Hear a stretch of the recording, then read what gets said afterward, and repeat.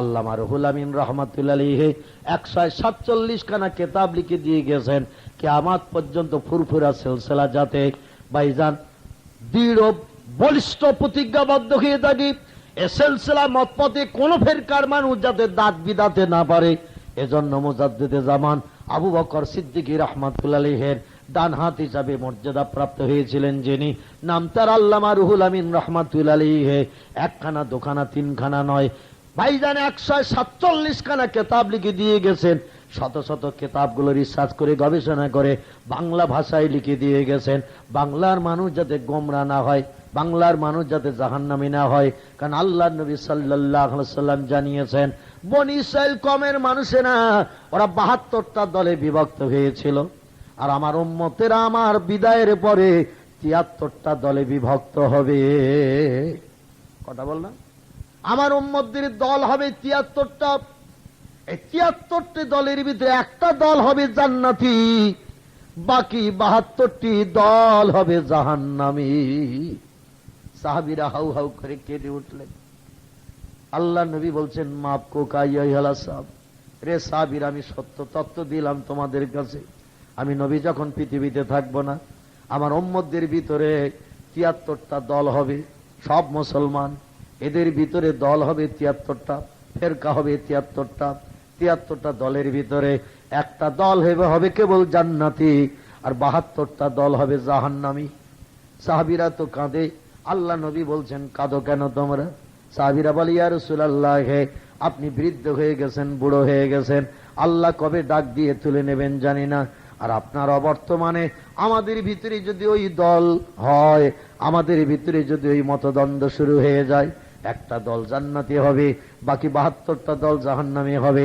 নবীজি আমরা কোন দলে দলভুক্ত হয়ে আল্লাহর দরবারে হাসরে হাজিরি হব তার ঠিক নাই, এই জন্য আমরা জাহান্নামের ভয়ে কাঁদছি। আল্লাহ নবী সাল্লাল্লাহু আলাইহি ওয়াসাল্লাম বললেন, রে সাহাবীরা তোমরা শুনে নাও, এই 72টি দলের ভিতরে সব জাহান্নামী হবে, একটা দল যে জান্নাতি হবে সেই দলটি হলো আমি মুহাম্মদ রাসূলুল্লাহ, আমার এবং আমার সাহাবীদের আদর্শের অনুসারী যারা হবে তারাই হবে জান্নাতি দল, আর বাকি দলগুলো হবে সব জাহান্নামী দল। যারা আমার এবং আমার সাহাবীদের আদর্শের অনুসরণ অনুকরণ করে চলবে এরাই কেবল জান্নাতি দল হবে, আর বাকি দলগুলো সব জাহান্নামী দল হবে। বিভিন্ন নেতার নেতৃত্ব নিয়ে মানুষেরা নতুন নতুন দল মত পথ গঠন করবে, যেমন নতুন দল মত পথ গঠন করেছে ভাইজান আব্দুল ওয়াহাব বলে একজন ব্যক্তি, এমন করে ইতিহাসের পৃষ্ঠে আলগা করে আব্দুল ওয়াহাব নজদি বলে একজন মানুষ, এমন করে এই পৃথিবীতে বিভিন্ন দল মত পথ যারা গঠন করেছি, নতুন নতুন নিয়ম কানুন করি। জামাত ইসলামী একটি দল আছে, এমন করে লামজহাবি একটি দল আছে, ও ভাইজান এমন করে আজান গাছে একটি দল আছে, বিভিন্ন দল ও মত পথ যারা নিত্য নতুন তথ্য দিয়ে মানুষকে বিভ্রান্ত করার পরিকল্পনা নিয়েছেন। আমাদের সিলসিলার প্রতিষ্ঠাতা যিনি, যার নাম মুজাদ্দিদে জামান আবু বকর সিদ্দিকী রাহমাতুল্লাহ আলাইহি, উনি আমাদের দলটির নাম দিয়েছেন সিলসিলা বলে, সিলসিলায় ফুরফুরা শরীফ বলে একটি নামকরণ করেছেন।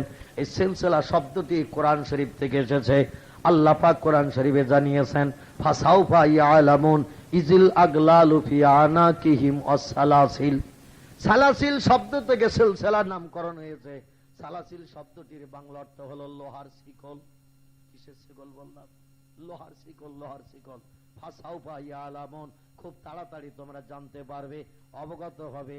ইজিল আগলালু ফি আনাকিহিম ওয়াসসালাসিল, যাদের গলায় লোহার শিকলের দড়ি দিয়ে ফেরেশতারা টানতে টানতে জাহান্নামে নিক্ষেপ করবে, এদের পরিস্থিতি পরিণতি বড় ভয়ঙ্কর হবে। এরাই হবে জাহান্নামের ইন্ধন। সুম্মা ফিন নারি ইয়াসজারুন, আগুনের কুণ্ডে তাদের নিক্ষেপ করা হবে, কোটি কোটি বছর আগুনে তারা জ্বলবে, আর এদের গলায় পরিয়ে দেওয়া হবে লোহার শিকল। একে আরবি ভাষায় সালাসিল বলা হয়েছে। সালাসিল থেকে নামকরণ করা হয়েছে সিলসিলা। সিলসিলা মানে হলো একটা শিকল রশি। এই শিকল রশিটা যদি আপনি ধরে থাকতে পারেন, আপনি নির্দিষ্ট গন্তব্যস্থানে পৌঁছতে পারবেন। ইবলিস শয়তান আপনাকে জাহান্নামী বানাতে পারবে না। জোরে বলুন সুবহানাল্লাহ। আমাদের পীর সাহেব কিবলা যিনি আধ্যাত্মিক জগতের শৈল শিখরের মানুষ বনেছিলেন, যিনি এলমে জাহিরি এবং বাতিনি উভয় জ্ঞানে জ্ঞানী হয়ে সৌদির দেশে মদিনা শরীফে জি বিশ্বনবী মুহাম্মদ রাসূলুল্লাহর এমন ভক্ত প্রেমিক হয়েছিলেন, আল্লাহর তরফ থেকে রুহানি হালতি রওজা মোবারকের দরজা খুলিয়ে বিশ্বনবী মুহাম্মদ রাসূলুল্লাহর রওজার ভিতরে আমাদের পীর সাহেবকে সারা রাত গল্প করার সুযোগ দেয়া হয়েছিল। পৃথিবীতে কোনো মত পথের নেতার এত মর্যাদা নাই যে মর্যাদা আল্লাহ পাক আমাদের সিলসিলার প্রতিষ্ঠাতাকে এই মর্যাদা দান করেছিলেন। জোরে বলুন সুবহানাল্লাহ। নবীর প্রেমিক, নবীর ভক্ত না হলে রুহানি হালাতে কখনোই মসজিদে নববীর পাশে নবীজির রওজা মোবারক মায়েশার ঘরের দরজা খোলা সাধারণ মানুষের পক্ষে সম্ভবপর নয়। এবং এই রওজা মোবারকের ভিতরে শুধু পীর সাহেব কেবল একা যান নাই, তারই বড় সাহেবজাদা আব্দুল হাই সিদ্দিকী এবং আল্লামা রুহুল আমিন রাহমাতুল্লাহ আলাইহি তিনজন দুইবার দরজা খুলিয়ে রওজার ভিতরে সারা রাত নবীজির মাথার পাশে বসে কথা বলার সুযোগ প্রাপ্ত হয়েছিলেন।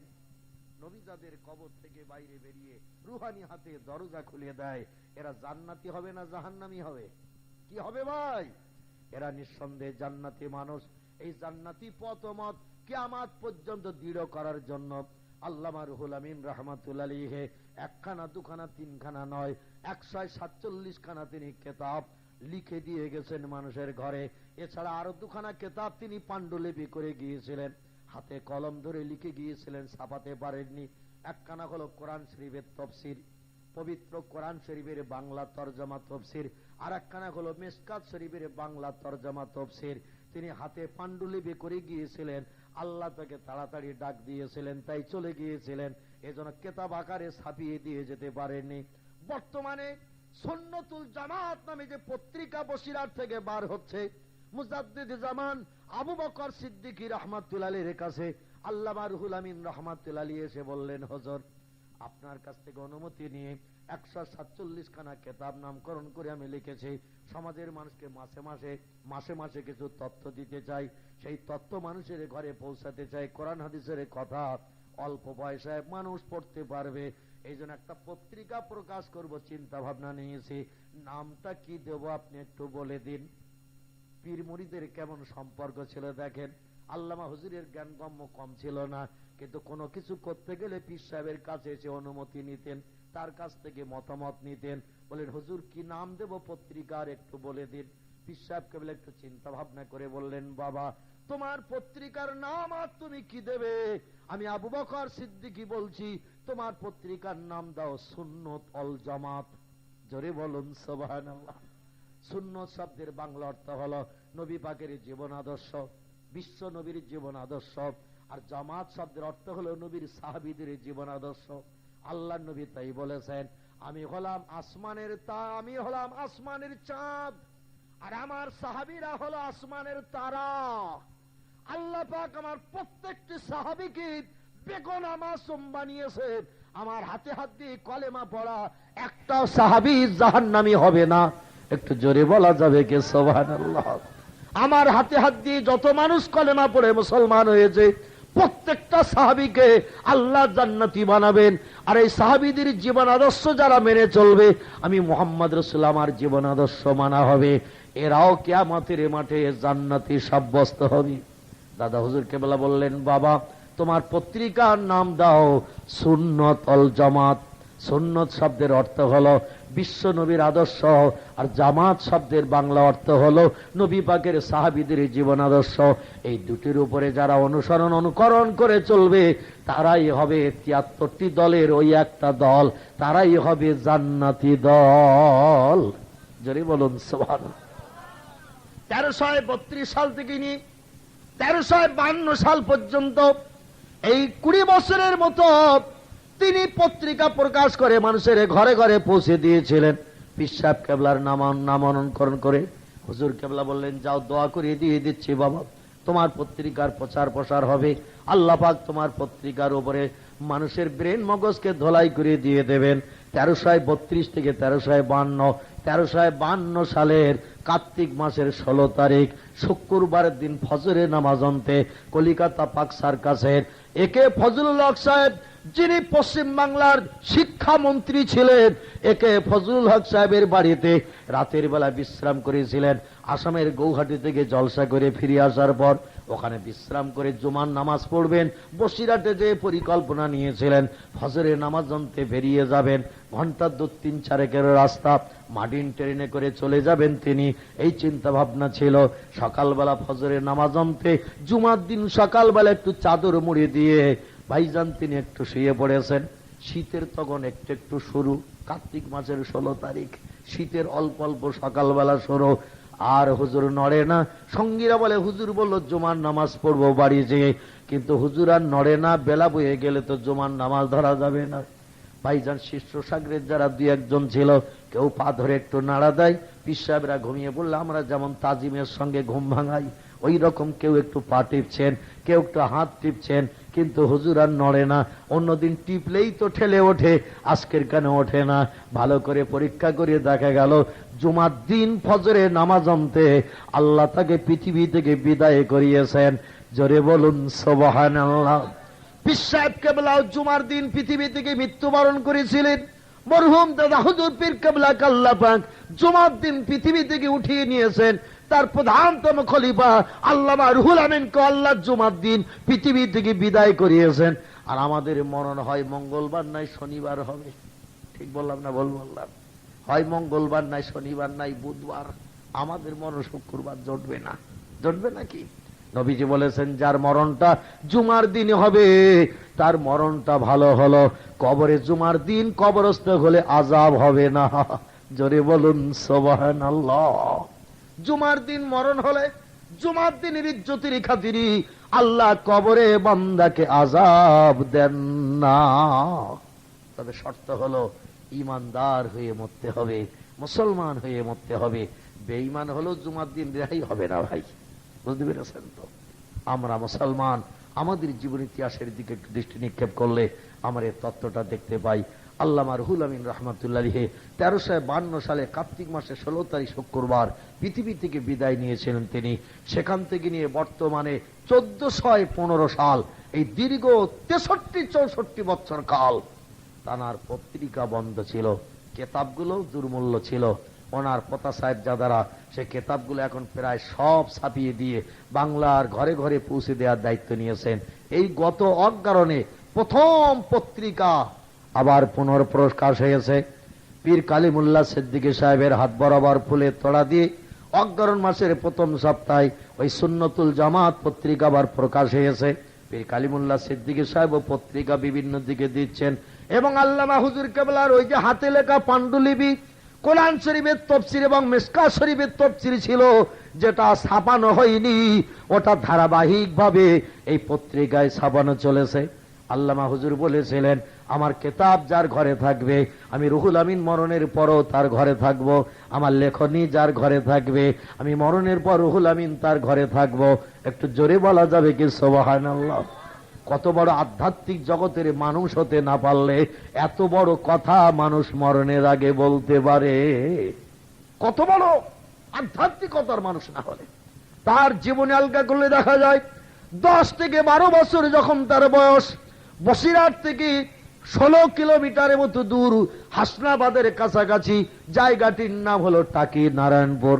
এই টাকি নারায়ণপুরে ছিল তাদের পূর্ণ নিবাস বাড়ি।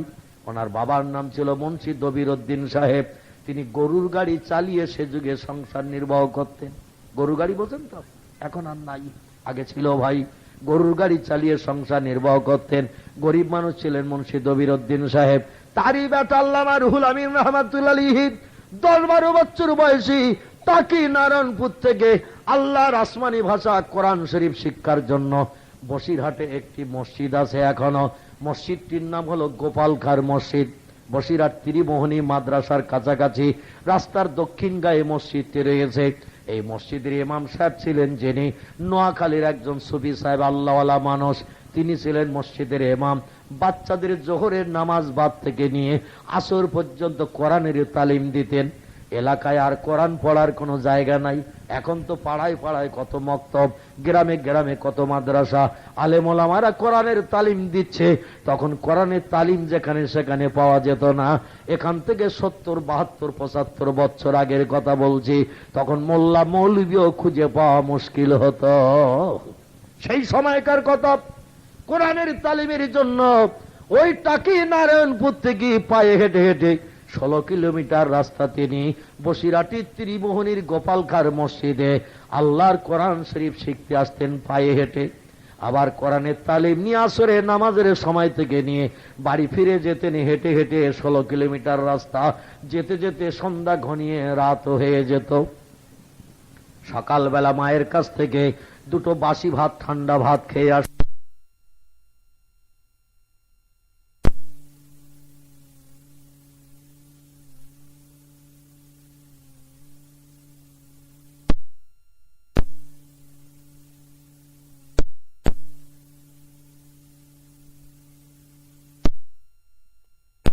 রাত্রিতে যে ভাত রাখা হয়, সকালে সেই ঠান্ডা ভাত, বাসি ভাত মায়ের কাছ থেকে খেয়ে আসতেন কোরআন শরীফ বুকে জড়িয়ে নিয়ে। আবার সন্ধ্যার পরে বাড়ি যেতেন। দুপুরের ভাত বাসি হয়ে যেত, ঠান্ডা হয়ে যেত। দুপুরে সেই ঠান্ডা বাসি ভাত সন্ধ্যার পরে বাড়ি যেয়ে খেতেন। গরম ভাত তার নসিবে জুটত না। এই বসিরহাটে বর্তমানে যেখানে তার মাজার শরীফ রয়েছে, ওই মাজার থেকে একটু পশ্চিম দিকে আসতে একটা পুকুর আছে, নাম তার সোনপুকুর। পাশে একটা ক্লাব আছে সবুজ সংঘ বলে, তার সামনে একটা বড় মাঠ রয়েছে। এই পুকুরটা হলো 65 বিঘা জমি এরিয়া পুকুর। কতটা বললাম? 65 বিঘা জমি এরিয়া একটা পুকুর। পুকুরটির নাম হলো সোনপুকুর। মেন রোডের একেবারে দক্ষিণ গায়ে পাকা সানের ঘাট লাগানো রয়েছে। এই সানের ঘাটে মানুষেরা রাস্তায় চলতে চলতে যখন ক্লান্ত হয়ে যেত, সোনপুকুরের ঠান্ডা পানি তুলে নিয়ে হাতে মুখে দিয়ে গরমকালে মানুষেরা স্বস্তি পেত। ঘাটের পাশে একটা গাছ ছিল, গাছটির নাম হলো বড় হরিতকি গাছ। বেশ লম্বা উঁচু, ভাইজান ডালপালায় ঝাপটানো হরিতকি গাছ। আমাদের দেশে মাঝে মাঝে পেটের রোগ হলে দেখবেন অনেকেরা মাটির পাত্রে করে হরিতকি, আমলকি, চেরোতা, বহেড়া ইত্যাদি রাতের বেলা ভিজিয়ে রাখে, সকালবেলা খায়। খায় না অনেকে? অনেকে আমলকি, হরিতকি, চেরোতা, বহেড়া পেটের রোগ হলে খায়, এতে মানুষের রোগ সেরে যায়। এই হরিতকি একটা বড় গাছ ছিল। মানুষ হাতে মুখে পানি দিয়ে ওই সানের ঘাটে গাছতলায় বসে বসে একটু দক্ষিণে হাওয়া খেত। পানির উপর দিয়ে হাওয়াটা চলে আসতো, ঠান্ডা হাওয়া মানুষের গায়ে লাগতো, তাড়াতাড়ি করে ক্লান্তি দূর হয়ে যেত। সানের ঘাটটা ছিল উত্তর দিকে, পুকুরটা ছিল দক্ষিণ দিকে। আর দক্ষিণে হাওয়া পানির উপর দিয়ে যদি বয়ে আসে, তাহলে হাওয়াটা ঠান্ডা লাগবে কিনা? পানির উপর দিয়ে হাওয়া বয়ে আসলে হাওয়াটা এমনি ঠান্ডা লাগে। আল্লামা রুহুল আমিন রাহমাতুল্লাহ আলাইহি একদিন গোপালকার মসজিদ থেকে, ত্রিমোহনীর গোপালকার মসজিদ থেকে পায়ে হেঁটে হেঁটে 4-5 কিলোমিটার মতো রাস্তা পায়ে হেঁটে সূর্যের রৌদ্রে ক্লান্ত হয়ে গেছেন।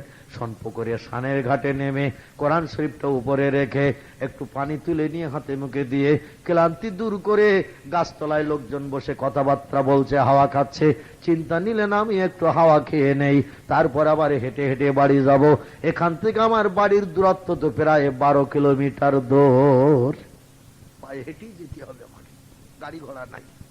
মা কোনো টিফিনেরও পয়সা দিত না, ওই বাড়ি থেকে খেয়ে আসতো। সন্ধ্যার পরে বাড়ি যেয়ে খেত। গরিব দুঃখীর ছেলেদেরই লেখাপড়া হয় বেশি। ঠিক বললাম না ভুল বললাম? ধনীদের ছেলেদের লেখাপড়া হয় খুব কম। টাকার অভাব নাই, জামা কাপড়ের অভাব নাই, গাড়ি বাড়ির অভাব নাই, দেখবেন এদের পড়াশুনো খুব কম হয়। গরিবের ছেলেরাই কষ্ট করতে পারে বেশি, আর আল্লাহ কষ্টের প্রতিদান তাদের দিয়ে থাকেন। অধিকাংশ গরিবের ছেলেরা বড় বড় উচ্চ শিক্ষিত হয়। হুজুর গাছতলায় বসে একটু হাওয়া খাচ্ছেন, আর ঠান্ডা হাওয়া গায়ের উপর দিয়ে বয়ে যাচ্ছে। বয়ে যেতে যে হঠাৎ করে গাছের তলায় সানের ঘাটে একটু শুয়ে পড়েছেন।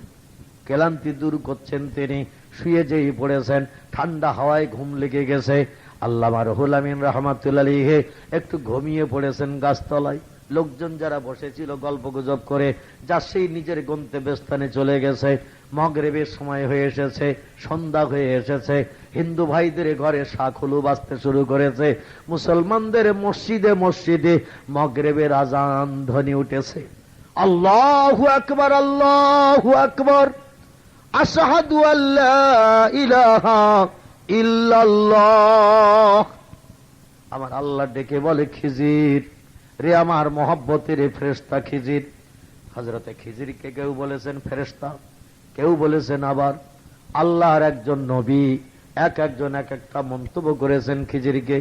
আল্লাহ তার ব্রেন মগজে জ্ঞান দিয়েছিল অত্যাধিক, নবীদেরও পর্যন্ত তিনি হেয় প্রতিপন্ন করেছেন। জোরে বলুন সুবহানাল্লাহ। এই খিজির আলাইহিস সালামকে আল্লাহ ডাক দিলেন, এ খিজির, দেরি করিস না, তাড়াতাড়ি করে চলে যা। আমার বান্দা কোরআনের তালিম নিয়ে বাড়ি ফিরে যেতে ওই গাছতলায় সোনপুকুরের ঘাটে শুয়ে ঘুমাচ্ছে রে, বিশ্রাম নিতে যেয়ে ঘুমিয়ে পড়েছে। বাচ্চা মানুষ ক্লান্ত হয়ে গেছে, সূর্যের রৌদ্রে ক্লান্তি দূর করতে যেয়ে গাছতলায় ঘুমিয়ে পড়েছে। মা বড় দুশ্চিন্তায় পড়বে তার, প্রতিদিন যে টাইমে বাড়ি ফেরে আজকে তো সে টাইমে বাড়ি ফিরতে পারবে না, কারণ এখানেই সময় লেট হয়ে গেছে। আর সারা রাত যদি বাড়ি না ফেরে বাচ্চাটা, মায়ের হৃদয়ে তুষের আগুন জ্বলবে। আমার কোরআনের তালিম নিতে যে কষ্ট পাবে মা, আমি আল্লাহ ওটা পছন্দ করি না। বাচ্চাটার একটু ঘুম ভাঙিয়ে দিয়ায়। জোরে বলুন সুবহানাল্লাহ। মুসলমান ভাইরা আমার, কোরআন হলো পৃথিবীতে শ্রেষ্ঠ দামি কিতাব। কোরআন হলো আল্লাহর বাণী ভাষা। আর এই কোরআনের তালিম যারা নেয়, আল্লাহর আসমানে রহমত তাদের উপরে বর্ষিত হয়। জোরে বলুন সুবহানাল্লাহ। দেখা গেল কি জানেন, হযরতে খিজির আলাইহিস সালাম একটা ভিক্ষুকের মতো চেহারা নিয়ে, মাথায় টুপি, মুখে দাড়ি, গায়ে লম্বা জামা, হাতে একটা লাঠি, এক হাতে একটা থলি। দেখলে মনে হবে কোনো ভিক্ষুক ভিক্ষাবৃত্তি করে বাড়ি ফিরেছে বা বাড়ি ফিরছে। এই রকম বেশভূষা পোশাক নিয়ে আল্লামা রুহুল আমিনের মাথার পাশে এসে মাথা ধরে নাড়া দিচ্ছে, খোকা, হে বাবা ওঠ। মাথা ধরে নাড়া দেয়, একটু চড়কা ভাঙা ধমক দেয়। আল্লামা হুজুর ঘুমিয়েছিল, সন্ধ্যা হয়ে গেছে তখন, বিকালে হাওয়া খাচ্ছিল। দেখতে দেখতে 2-1 ঘন্টা হয়ে গেছে, ঘুমিয়ে রয়েছে। যে চড়কা ভাঙা ধমক পড়েছে মাথার কাছে, আল্লামা রুহুল আমিন রাহমাতুল্লাহ আলাইহি ধড়পড় করে ঠেলে উঠেছেন। তাকে চতুর্দিকে অন্ধকার নেমে এসেছে। ঝিঝি পোকা, ঘুঘরু পোকা ডাকতে শুরু করেছে। হিন্দু ভাইদের ঘরে শাকুলো বাজে, মুসলমানদের মসজিদে আজান ধ্বনি হয়। হুজুর হচ্চকিত হয়ে কোরআন শরীফটা পাশের কাছে ছিল, বুকে জড়িয়ে নিয়ে নিয়েছেন। ফকির ডেকে বলছে, বাবা বাড়ি কোথায়? বলে বাড়ি নারায়ণপুরি। বাপের নাম কি? বলে দবির উদ্দিন। বলে যাবে কোথায় এখন? বলে বাড়ি যাব। বলে এখানে শুয়ে আছো কেন? বলে লোকজন বসেছিল, দুপুর রৌদ্রে ক্লান্তি দূর করার জন্য এই বড় পুকুরের পানি একটু হাতে মুখে দিয়ে হাওয়া খাচ্ছিলাম। খেতে খেতে কখন ঘুমিয়ে পড়েছি খবর নাই। বলে তাহলে তোমার বাড়ি যেতে তো রাত হয়ে যাবে। বলে তা যাবে, ঘুমিয়ে পড়েছি যখন, কি করা যাবে। ফকির বলল, বাবা রে রুহুল আমিন গিয়েছিলে কোথায়? বলে আল্লাহর কোরআনের তালিম নিতে গিয়েছিলাম সুফি সাহেবের কাছে, নোয়াখালীর সুফি সাহেবের কাছে। গোপালকার মসজিদে জোহর থেকে আসর এই সময়টা কলামের তালিম দেন তিনি। আমরা অনেক ছেলে মেয়েরা ওখানে বসে বসে কোরআনের তালিম নিই। বলে বাবা সারাদিন খাওয়া দাওয়া কি হয়েছে? পরে সে মায়ের কাছ থেকে 2টো বাসি ভাত, ঠান্ডা ভাত সকালবেলা খেয়ে এসেছিলাম। আর কোরআনের তালিম নিয়ে বাড়ি যেয়ে সন্ধ্যার পর আবার দুপুরের বাসি ভাত, ঠান্ডা ভাত আমি খাই। ফকির বলল, তাহলে সারাদিন তো তোমার খাওয়া হয় নাই। বলে না। বলে এখনো বাড়ি যেতে তো 2-3 ঘন্টা লাগবে। বলে তা লাগবে। বলে আমার কাছে খাবার আছে, তুমি কি খাবে? আল্লামা হুজুর 10 বছর বয়স তখন, চিন্তা ভাবনা নিচ্ছেন, সারাদিন তো খাওয়া না, 12 কিলোমিটার হেঁটে যেতে হবে এখনো বাড়ি। সন্ধ্যা তো হয়ে গেছে, কিছু খাবার যদি পায় পেটটা তাজা হবে, হাঁটতে সুবিধা হবে। বলে ফকির যদি তোমার কাছে কিছু থাকে দিতে যদি তা চাও, আমার খেতে আপত্তি নাই। কোরআনের তালিম নেয় যারা, আল্লাহ তাদের স্পেশাল জ্ঞান ব্রেনে দেন। একটু জোরে বলুন সুবহানাল্লাহ। যদি কিছু খাবার দাও আমার খেতে আপত্তি নাই, কারণ আমি তো সারা দিনের ক্ষুধার্ত। রমজানের রোজা, সন্ধ্যাবেলা ইফতার হয়, আর আমার ইফতার এখনো কয়েক ঘন্টা পরে হবে। আমার তো এখন কোনো খাবার কাছে নাই। ফকির বলে, এ বাবা রুহুল আমিন, খাবার যদি খেতে চাও তাহলে গালটা হা করো, তোমার গালে কিছু খাবার দি। আল্লামা রুহুল আমিন বলছেন, আমার হাত দিয়েছে আল্লাহ 2টো। আপনি আমার হাতে দেন, আমি হাতে করে নিয়ে খাচ্ছি। ফকির বলছে, আমার খাবার খেলে আমি একরকম সওয়াব পাবো, আর আমি হাতে করে তোমারে খাওয়ালে আর এক রকম সওয়াব পাবো, দুটি পুণ্যের অধিকারী হব। অতএব তোমার হাত আছে তো কি হয়েছে, তোমাকে হা করতে হবে, আমি তোমার গালে দেব। আমার খাবার খেলে আমি তো একটা তহবা পাবো আল্লাহর কাছে, আর আমি হাতে করে যদি খাওয়াই আমি আর একটা তহবা পাবো, পুণ্যের অধিকারী হব। দুটি সওয়াব আমি আমার নসিবে জুটাতে পারবো। কেন তুমি নেবে হাতে করে? বাবা তুমি একটু হা করো, তোমার গালে দেই। হুজুর বলছেন, আমার হাত আছে, আমার হাতে দাও। আল্লামা হুজুর চিন্তা নিয়েছে, ফকিরের থলি তো থাকে তাই। কোন বাজারে ব্যবসায়ীরা যে পেয়ারাটা বিক্রি করতে পারে না, পচে টচে গেছে, কলা টলা পচে গেছে, আঙুর কিছু পচে গেছে, কিছু বাকি আছে, খরিদ্দারেরা নেয় না, ওগুলোই তো ফকিরের নসিবে জোটে। আর পচা গলা কি দেবে আমার গালে তার ঠিক নাই। ফকিরের নসিবে তো ভালো খাবার জোটে না, লোকে যা খেতে পারে না তাই ফকিরকে দেয়। আর থলিতে করে নিয়ে বাড়ি যাচ্ছে ফকির, আর পচা গলা কি খাবো? হাতে দেখ, যদি কিছু বাত্তার দিয়ে কেটে খাওয়া যায় খাবো, আর সব যদি পচা হয় ফেলে দেব। ফকির বলে, গাল না হা করলে দেব না, হা করতে হবে তোমাকে। আল্লামা বলছেন, আমার হাতে দাও, হাতে না দিলে খাবো না। ফকির বলে, রুহুল আমিন যত লেট করবে তোমার বাড়ি যেতে রাত হবে, তোমার মা দুশ্চিন্তায় পড়বে, বরং আমি খাবার দিচ্ছি, তুমি গালটা হা করো। থলির ভিতরে ফকির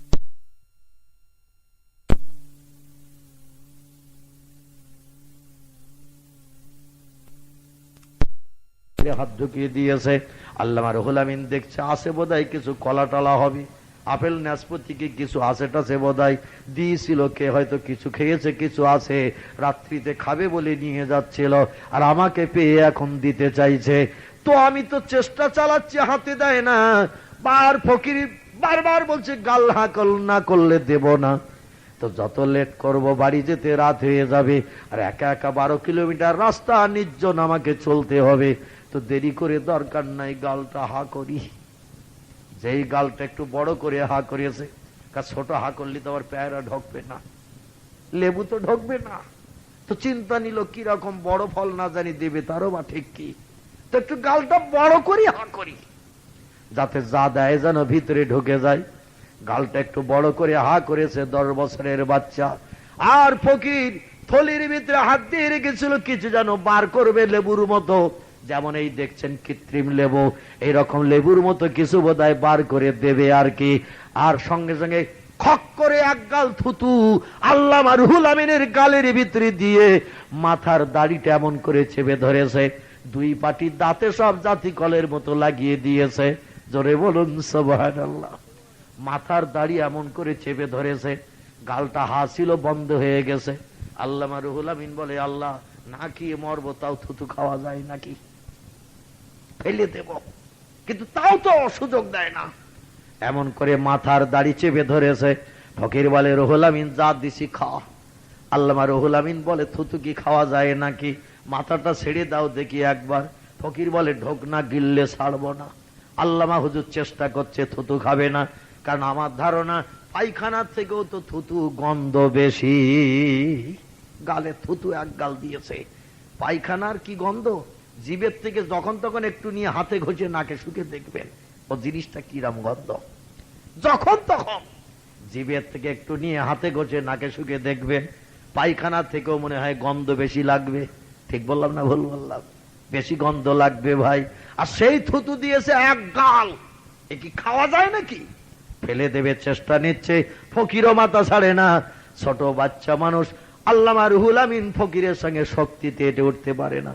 ফকির বলল, রুহুল আমিন লোকজন যদি এসে যায় আর এই অবস্থা যদি তোর দেখে, জিজ্ঞাসা করবে কি হচ্ছিল ফকিরের সাথে, তুই তো বলবি আমার গালে থুতু দিয়েছিল, তাই আমি ফেলে দেব। ফকির মাথা ধরে রেখেছিল। লোকজন রাস্তাঘাটে তোরে প্রতিদিন দেখলে বলবে থুতু খেগো, তোর নামে বদনাম দেবে, তোর নামে একটা অপবাদ রটিয়ে দিয়ে দেবে, বলবে ওই সেই থুতু খেগোটা আসতেছে, ফকিরের থুতু খেয়েছিল। বরং লোকজন এখনো নাই, তাড়াতাড়ি গিলে খা যাতে তোর বদনামটা রাস্তাঘাটে না হয়। হযরতে খিজির আলাইহিস সালামের ব্রেন মগজে কি জ্ঞান কম নাকি ভাই? মুসা নবী পর্যন্ত হয়ে গেছে, খিজিরের জ্ঞানের কাছে হেঁটে উঠতে পারেনি। সেই খিজির আলাইহিস সালাম বলছি, লোকজন এসে গেলে দেখতে পেলে কিন্তু তোর ভবিষ্যতে বদনাম শুনতে হবে। রোজ রোজ তোরে থুতু খেগে বলে বলে বদনাম করবে, তোকে অপমান করবে, বরং লোকজন নাই, তাড়াতাড়ি করে গিলে নে, কেউ জানতে বুঝতে পারবে না। আল্লামা হুজুর চিন্তা নিলেন, সেও এক যুক্তির কথা। রাস্তাঘাটে লোক দেখবার বলো সেই থুতু খেগে আসতেছে, ওর থেকে কেউ যাতে না বলে, নেই গিলে এখন ঢক গিলে খেয়ে নিয়েছেন। ফকির দেখলো যে গিলে যখন খেয়ে নিয়েছে, এবার মাথাটা ছেড়ে দিয়ে দেই। ফকির মাথা ছেড়ে দিয়ে বলছে, বাবা বাড়ি যা। আল্লামা রুহুল আমিন বলছে, বাড়ি যাচ্ছি তো বটে, তবে টাকিতে কোনোদিন যদি তোমার দেখি রাস্তায় ভিক্ষা করছো, নারায়ণপুরে কোনোদিন যদি দেখি, সোদপুরে কোনোদিন যদি রাস্তায় তোমারে পাই, সেদিন খাবার দেওয়ার নাম করে থুতু দেওয়ার স্বাদ মিটিয়ে দেব। যদি কোনোদিন ওই এলাকায় পাই, এটা আমাদের এলাকার বাইরে, সেই জন্য এখন কিছু বলতে পারছি না, তবে আমাদের এলাকায় পাই যদি কোনোদিন তোমার, সেদিন তোমার থুতু খাওয়ানোর স্বাদ মিটাবো। ফকির একটু ফিক করে মুসকে আসি আসলেন, এসে বললেন, রুহুল আমিন, দেখা হলেই যা ইচ্ছা তাই করিস, অসুবিধা নাই, তবে যেটা দিছি এতে তোর লাভ ছাড়া লস হবে না। জোরে বলুন সুবহানাল্লাহ। হুজুর তো জানতে বুঝতে পারেননি ব্যাপারটা কি ঘটে গেল। আনমনা চিন্তা ভাবনা নিয়ে চলছেন এবার বাড়ির দিকে। আমার আল্লাহ পাক রব্বুল আলামিন মায়ের হৃদয় বলে, এক ফকির আমার ঘুম ভাঙিয়ে দিয়েছে মা। বলে, ফকির তোমাকে উপকার করেছে? বলে, হ্যাঁ। বলে, ফকির তোমাকে ঘুম ভাঙিয়ে দিয়েছে? বলে, হ্যাঁ। বলে, মা, ফকির যদি ডেকে না দিত তাহলে সারা রাত হয়তো হরিতকি গাছের তলায় আমাকে ঘুমিয়ে পড়ে থাকতে হতো, সারা রাত আপনি দুশ্চিন্তায় থাকতেন, আপনারও ঘুম হতো না। মা ডেকে বলছে, বাবা, তুমি কথা বলছো আমার সামনে দাঁড়িয়ে, তোমার গাল দিয়ে আতরের গন্ধ কেন আমার নাকে লাগে? আল্লামা হুজুর বলছে, আল্লাহ আর রেহাই নেই। মনে করছিলাম থুতুর কথা বলবো না, কিন্তু মা বলছে আতরের গন্ধ লাগছে কেন নাকে হারা? আল্লামা রুহুল আমিন বলে, মা, আল্লাহর কোরআন বুকে বাঁধা, মিথ্যা কথা বলবো না। ওই ফকির আমারে খাবার দেবে বলেছিল মা, আমি বললাম হাতে দাও। ফকির বলল, 2 রকম সব নেব, গাল হা কর। আমি কিছুতে হা করব না, বারবার বলি হাতে দাও। ফকির বলল, যত দেরি করবি বাড়ি যেতে রাত হয়ে যাবে, তাই বাধ্য হয়ে সেই চিন্তায় আমি একটু হা করেছিলাম। বলে, তারপর কলা দিল না আপেল দিল না নাশপাতি না আঙুর দিল, কি দিল তো রেহারা? না রুটি টুটি দিয়েছিল শুকনো? বলে, মা থুতু দেশে এক গাল। মা বলছে, ফকির তোকে এইভাবে অপমান করেছে? বলে, হ্যাঁ, খাবার দেবে বলেছিল, শেষে দিয়েছে থুতু। বলে, তারপর? বলে, আমি ফেলে দেব। ফকির আমার মাথার দাড়ি এমন করে চেপে ধরেছে, কিছুতেই থুতু ফেলতে দিল না, ঢোকনা গেলা পর্যন্ত ছাড়লো না। গিলে যেই খেয়ে নিয়েছে, ফকির মাথা ছেড়ে দিয়েছে, দিয়ে বলল, বাড়ি যা। তবে মা, আমি ফকিরের বলে এসেছি, নারায়ণপুরে যদি কোনোদিন পাই, টাকিতে যদি কোনোদিন পাই, সোদপুরে যদি কোনোদিন রাস্তায় তোরে দেখি, সেদিন থুতু খাওয়ানোর স্বাদ মিটিয়ে দেব। ফকির আমার কথা শুনে একটু মুস্কি হাসিয়ে বলেছে, এতে তোর লস হবে না, লাভ হবে। মা, এই হয়েছে ঘটনা। মা বলে, আল্লাহ, কি যে বৃষ্টি আতর ভাতর খাইয়েছে তাও তো বুঝি না, আমার ছেলের কোনো ক্ষতি টতি হবে কিনা। পরের দিন সকালবেলা উজু করিয়ে জামা কাপড় পরিয়ে দিয়ে আল্লাহর কোরআন বুকে বেঁধে দিয়ে বলল, যা বাবা, ওই সুফি সাহেবের কাছে কোরআনের তালিমটা নিয়ে আয়। ভাইজান, ত্রিমোহনীর গোপাল খান মসজিদে এসে জোহরের নামাজ বাদ কোরআনের তালিম শুরু করেছেন। অন্যান্য বাচ্চাদের পাশাপাশি বসে অন্যান্য বাচ্চারা কোরআনের দর্শ মুখস্থ করছে।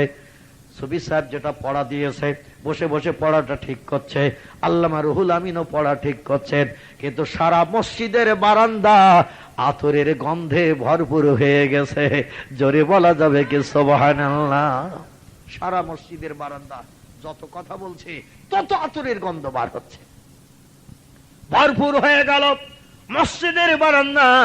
ছাত্রছাত্রীরা যারা বসা ছিল একে অপরকে জিজ্ঞাসা করছে, কে আতর মেখে এসেছিস বল? এমন সুন্দর সুগন্ধি আতর তো কোনোদিন আমরা ব্যবহার করতে পারি নাই, কে এমন দামি আতর মেখে এসেছিস? এ বলে আমি না, ও বলে আমি না। তাহলে মাখলো কে? গন্ধ তো সকলের নাকে লাগছে।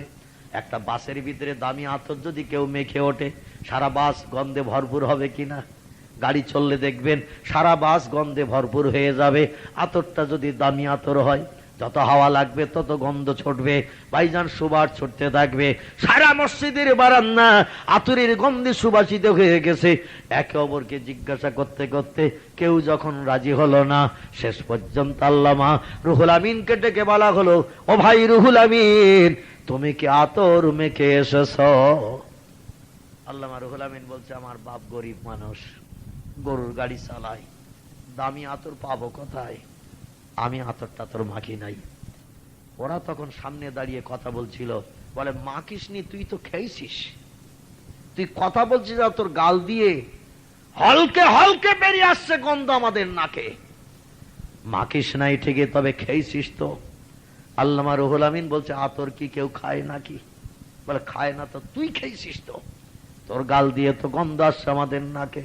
হুজুর বলছে, আমি আতর খাইনি। বলে দাঁড়া, ব্যবস্থা করে দেব। কোন ছেলেদের দেখবেন মাস্টারের কাছে মার খাওয়ানোর চিন্তা যদি অন্য ছেলেরা করে, তার বিপক্ষে মিথ্যা রিপোর্টও মাঝে মাঝে মাস্টারের কাছে দেয়, হুজুরও মেরিয়েছে, হুজুরও গালি দিয়েছে, স্যারও গালি দিয়েছে। মাস্টার তখন বলে ধরিয়ে আন, ব্যবস্থা করে দেব। কিন্তু ও বলবে আমি গালি দেয়নি, এরা 10 জন বলছে গালি দিয়েছে, ও এখন মিথ্যা বলছে। ভাইজান মাস্টার 2-1 ঘা না দিয়েও পারে না 10 জনকে খুশি করতে। যে সমস্ত ছাত্ররা সুফি সাহেবের কাছে রিপোর্ট করলো, হুজুর মুন্সি দবিরউদ্দিনের বেটা নারায়ণপুরের ছেলেটা আমাদের এখানে কোরআনের তালিম নিতে আসে, আর কোরআন শরীফ হাতে করে নিয়ে মিথ্যা কথা বলছে, হুজুর আপনি একটু দেখুন। সুফি সাহেব বলে, এত বড় কথা, দুষ্ট বলদের থেকে আমার শূন্য গোয়াল ভালো, কোরআন হাতে করে নিয়ে মিথ্যা কথা বলবে এমন ছাত্র দরকার নাই আমার। বলে ডাকো রুহুল আমিনকে, এখনই আমার কাছে ডেকে নিয়ে এসো। আল্লামা রুহুল আমিনকে ছাত্ররা বলল, হুজুর ডাকতেছে। আল্লামা হুজুর কেবলা কোরআন শরীফ বুকে বেঁধে নিয়ে হুজুরের কাছে, সুফি সাহেবের কাছে হাজির। সুফি সাহেব বলল, তুমি কি আতর খেয়ে এসো নাকি? বলে না হুজুর, আতর কি মানুষ খায়? বলে আমি তো জানি খায় না, তবে তুমি নাকি আতর খেয়েছো, কথা বলছো গন্ধ হচ্ছে। উনি বললেন, হুজুর আমি সেই খোদার কসম কোরআন বুকে রেখে বলছি আতর খাইনি। জোরে বলুন সুবহানাল্লাহ।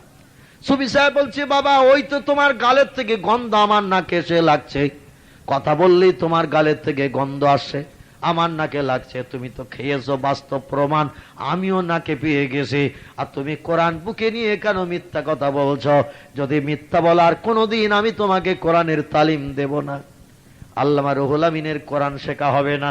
ভাইজান মনে বড় ব্যথা পেয়ে চোখ দিয়ে টপ টপ করে পানি পড়ছে হুজুরের সামনে দাঁড়িয়ে। বাচ্চা মানুষ আর বলবে কি, চোখ দিয়ে টপ টপ করে পানি পড়ে। সুফি সাহেব বলে, রুহুল আমিন মিথ্যা বলছো আর তুমি কাঁদছ, একটাবার বললেই তো পারতে আতর খেয়ে এসেছ। আল্লামা রুহুল আমিন বললেন, হুজুর আসলে আতর আমি খাইনি, গতকাল বিকালবেলা সোনপুকুরের ঘাটে হরিতকি গাছের তলায় এক ফকিরকে নিয়ে এইরকম একটা কাণ্ড ঘটে গেছে, সেখান থেকে যেই কথা বলছি আর আমার গাল দিয়ে আতরের গন্ধ বার হচ্ছে, আমি রুহুল আমিন আমার নাকে এসে গন্ধ পাচ্ছি।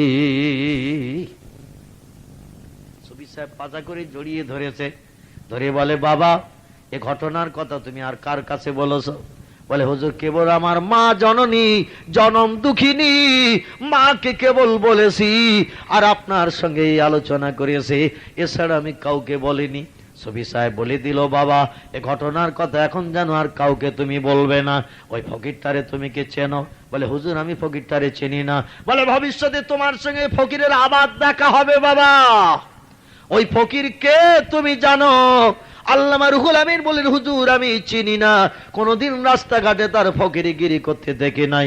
বলে, ফকিরের নাম হযরতে খিজির আলাইহিস সালাম। আল্লাহ রহম হয়েছে তোমার উপরে, ইলমে লাদুন্নি থুতু দিয়েছে তোমার গালে।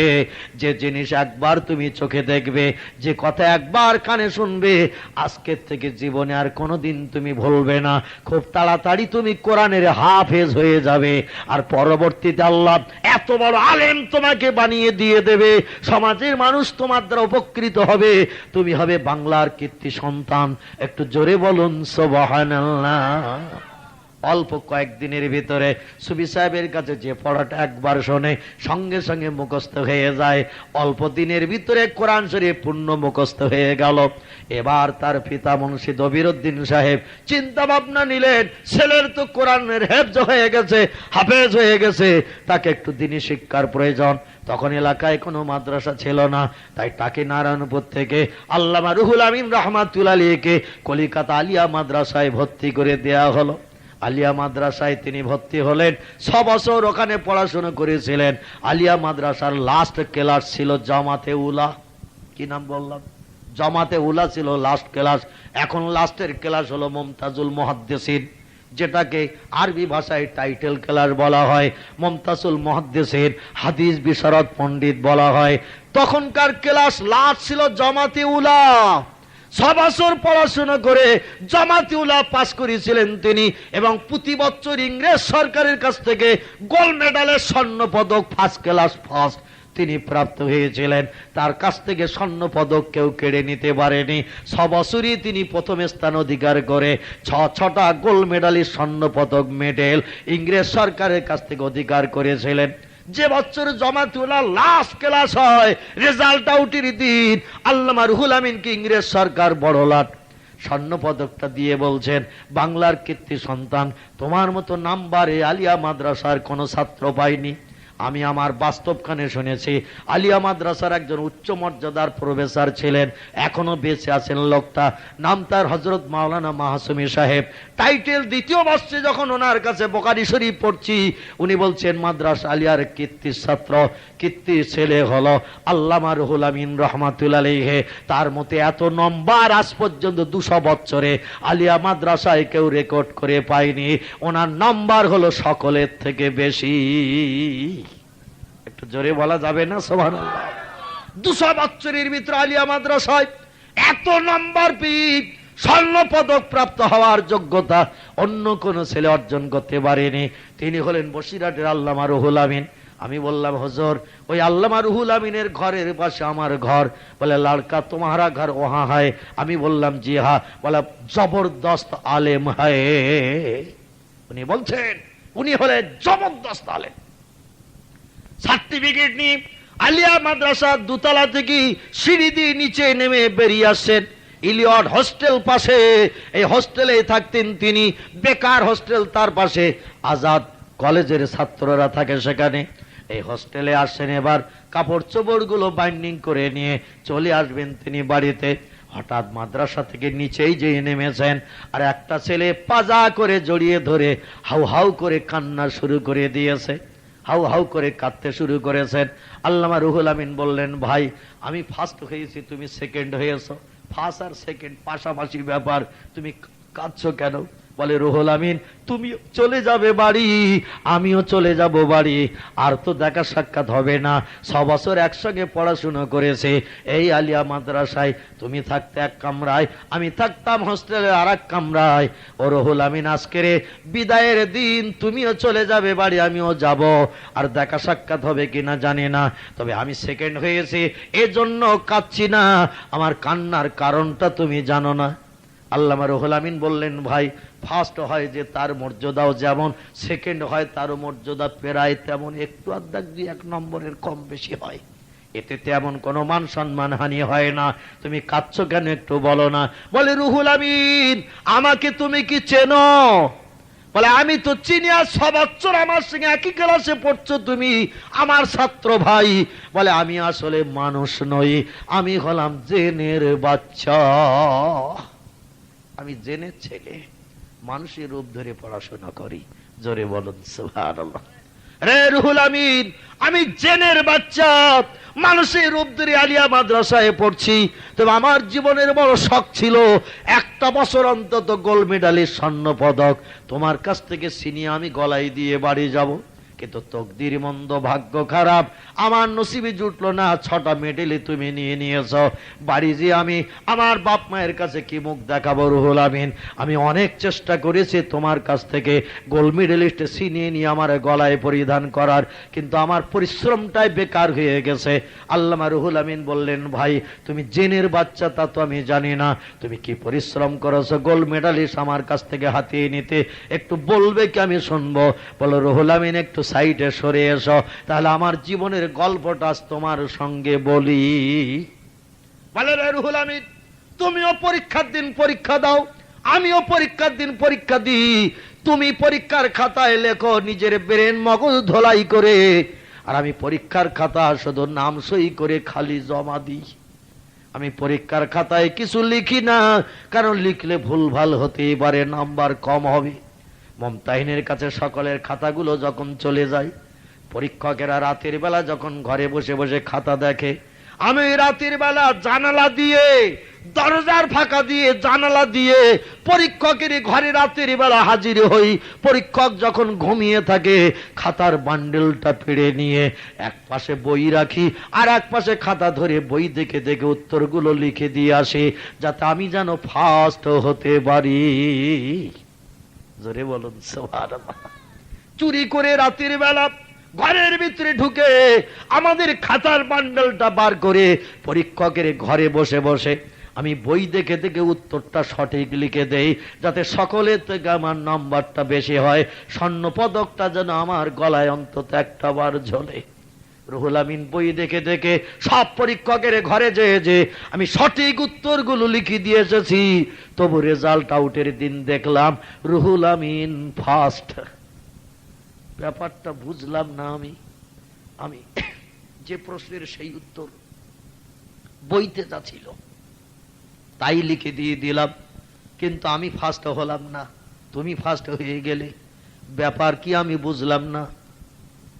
আল্লামা রুহুল আমিন বলছে, ভাই তোমার উত্তর সঠিক লেখা হয়েছে ঠিকই, বই দেখে লিখেছো যখন অসুবিধা নাই, কিন্তু এই পরীক্ষক ঘরের ভিতরে শুয়ে থাকতো কিনা? বলে হ্যাঁ।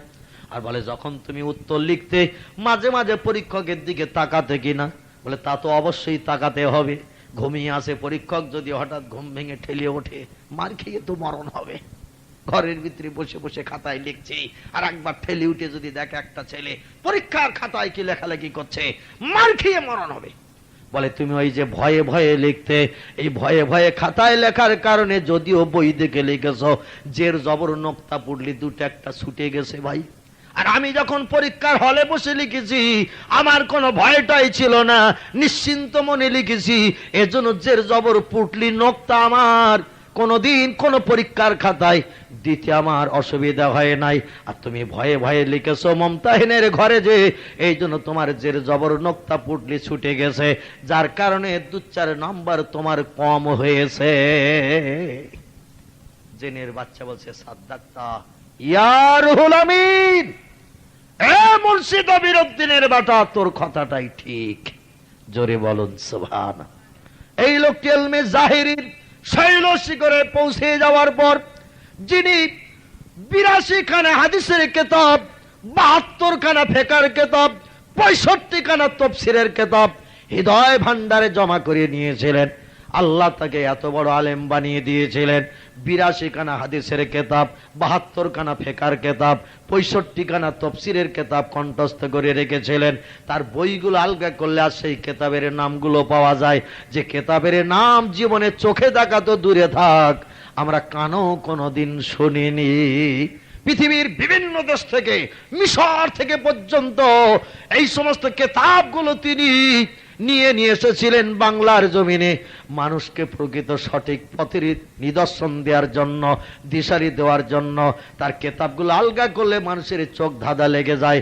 বিশেষ করে আলেমেরাই বেশি বুঝতে পারে, যাদের কোরআন হাদিসের জ্ঞান রয়েছে। ভাই হুজুর কিবলা সমস্ত আরবি ভাষার কিতাবগুলো বাংলা বঙ্গানুবাদ করে বাংলার মানুষের ঘরে ঘরে পৌঁছে দিয়ে সিলসিলা ফুরফুরাকে কিয়ামত পর্যন্ত জারি রাখার জন্য অক্লান্ত পরিশ্রম করে গেছেন বিশ্বকবি রবীন্দ্রনাথ হার মেনেছে যার কাছে, কথা শিল্পী শরৎচন্দ্র হার মেনেছে, সাহিত্য সম্রাট বঙ্কিমচন্দ্র যার কাছে মাথা নত করেছে।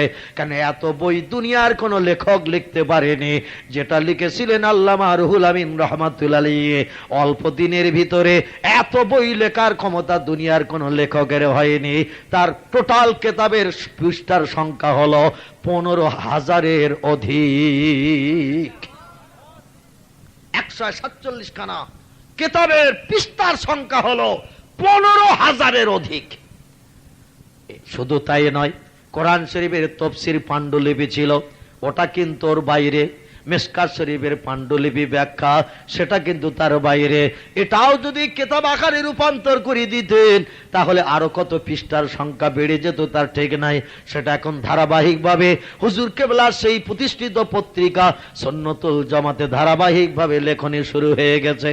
আমাদের 24 পরগনা এলাকায় প্রতি মাসে মাসে পত্রিকা চলছে, তাতে বিভিন্ন কোরআন হাদিসের তথ্য, দেশ বিদেশের তথ্য দিয়ে ভরে আল্লামা হুজুরের লেখনীটা ধারাবাহিকভাবে দেয়া হচ্ছে। মুসলমান ভাইরা আমার, আমি যেটা আপনাদের কাছে বলতে চাই সেটা হলো এই, আল্লামা হুজুর কেবলা তার লিখিত একটি কিতাব, কিতাবটির নাম হলো তরিকত দর্পণ তাসাউফ তত্ত্ব। এই কিতাবের ভিতরে বলেছেন ইলমে জাহিরের যত জ্ঞান মানুষের ভিতরে থাক, ওই লোকটির জ্ঞানের 1 পয়সা মূল্য নাই, দাম নাই। যার ভিতরে ইলমে বাতিনির লেশ মাত্র নাই, আধ্যাত্মিক জগতের জ্ঞান যার ভিতরে নাই, তার জাহিরি ইলমের 1 পয়সা মূল্য নাই। অতএব জাহিরি ইলমের সঙ্গে বাতিনি ইলম যে লোকটি অর্জন করেছে সেই প্রকৃত আল্লাহর বান্দা হিসাবে সাব্যস্ত হয়েছে। ইবলিস শয়তান তাকে কুপথগামী করতে পারবে না, ও কখনো জাহান্নামে পুড়বে না, সেই লোকটি জান্নাতি সাব্যস্ত হবে। একটু জোরে বলা যাবে কি সুবহানাল্লাহ। জাহিরি ইলম নিয়ে তিনি এবার বাতিনি শেখার চিন্তা ভাবনা নিলেন। খবরে খবরে পেয়ে গেলেন ফুরফুরার পীর সাহেব কেবলা তিনি মানুষকে মুরিদ করছেন, বাতিনি জ্ঞান দান করছেন, মানুষের অন্তরের চোখ খুলে দিচ্ছেন, আধ্যাত্মিক জগতের শৈলে শিখরে পৌঁছাচ্ছেন।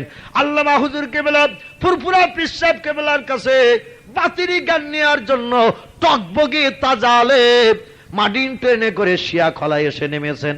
জীবনের প্রথম দিন শিয়াখলায় নেমে ওখান থেকে পায়ে হেঁটে হেঁটে ফুরফুরা দরবার শরীফে আসতে হতো।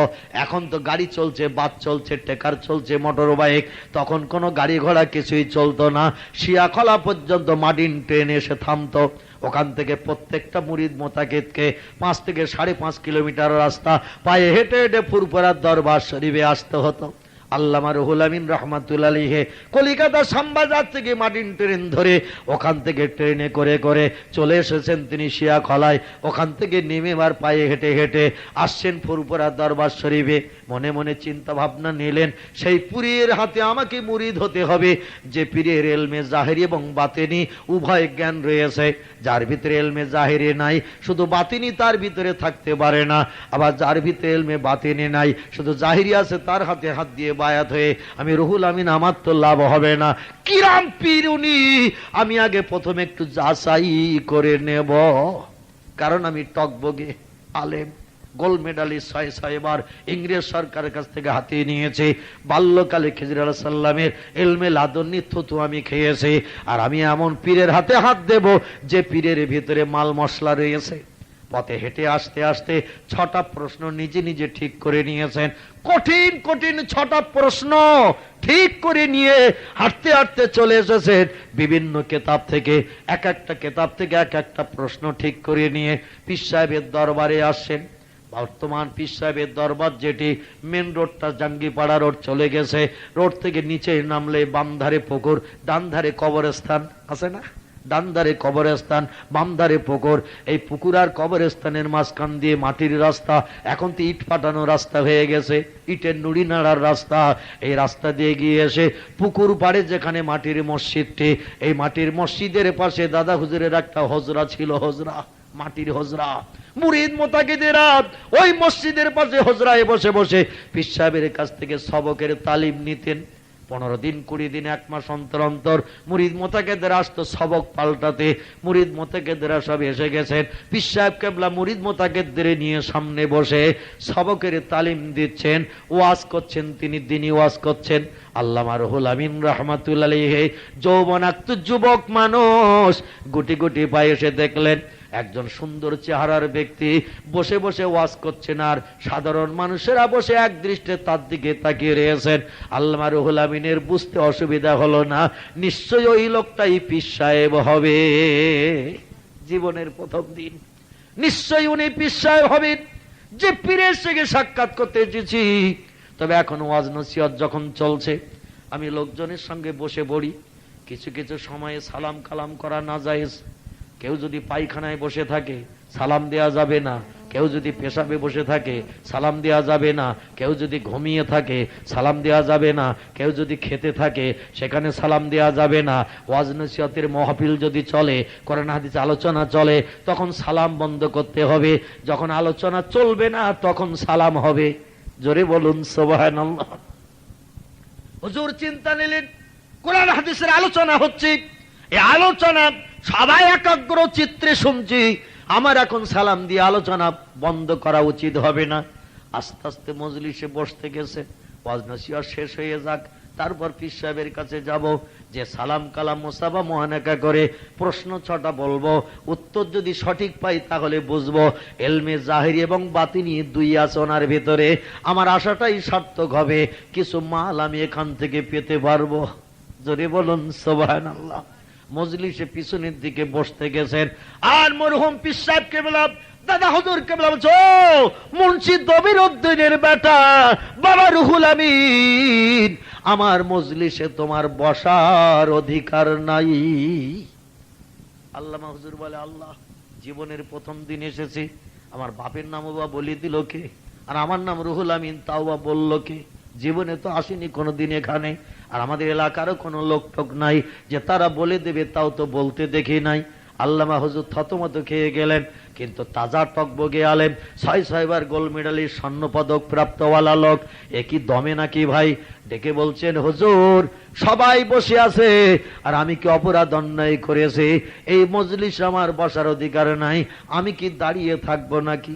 পীর সাহেব কেবলা বলছে, বাবা তুমি যে 6টা প্রশ্ন ঠিক করে এসেছো রাস্তায়, প্রশ্ন কটার উত্তর আগে শুনে নাও, যদি উত্তর সঠিক হয় তাহলে আমার মজলিসে বসো, তোমার বসলে লাভ হবে। আর উত্তর যদি আমি সঠিক দিতে না পারি, আমার মতো ভণ্ড পীরের মজলিসে বসলে তোমার সময় নষ্ট হবে। জোরে বলা যাবে না সুবহানাল্লাহ? আর একটু জোরে বলা যাবে না সুবহানাল্লাহ? নারে তাকবীর।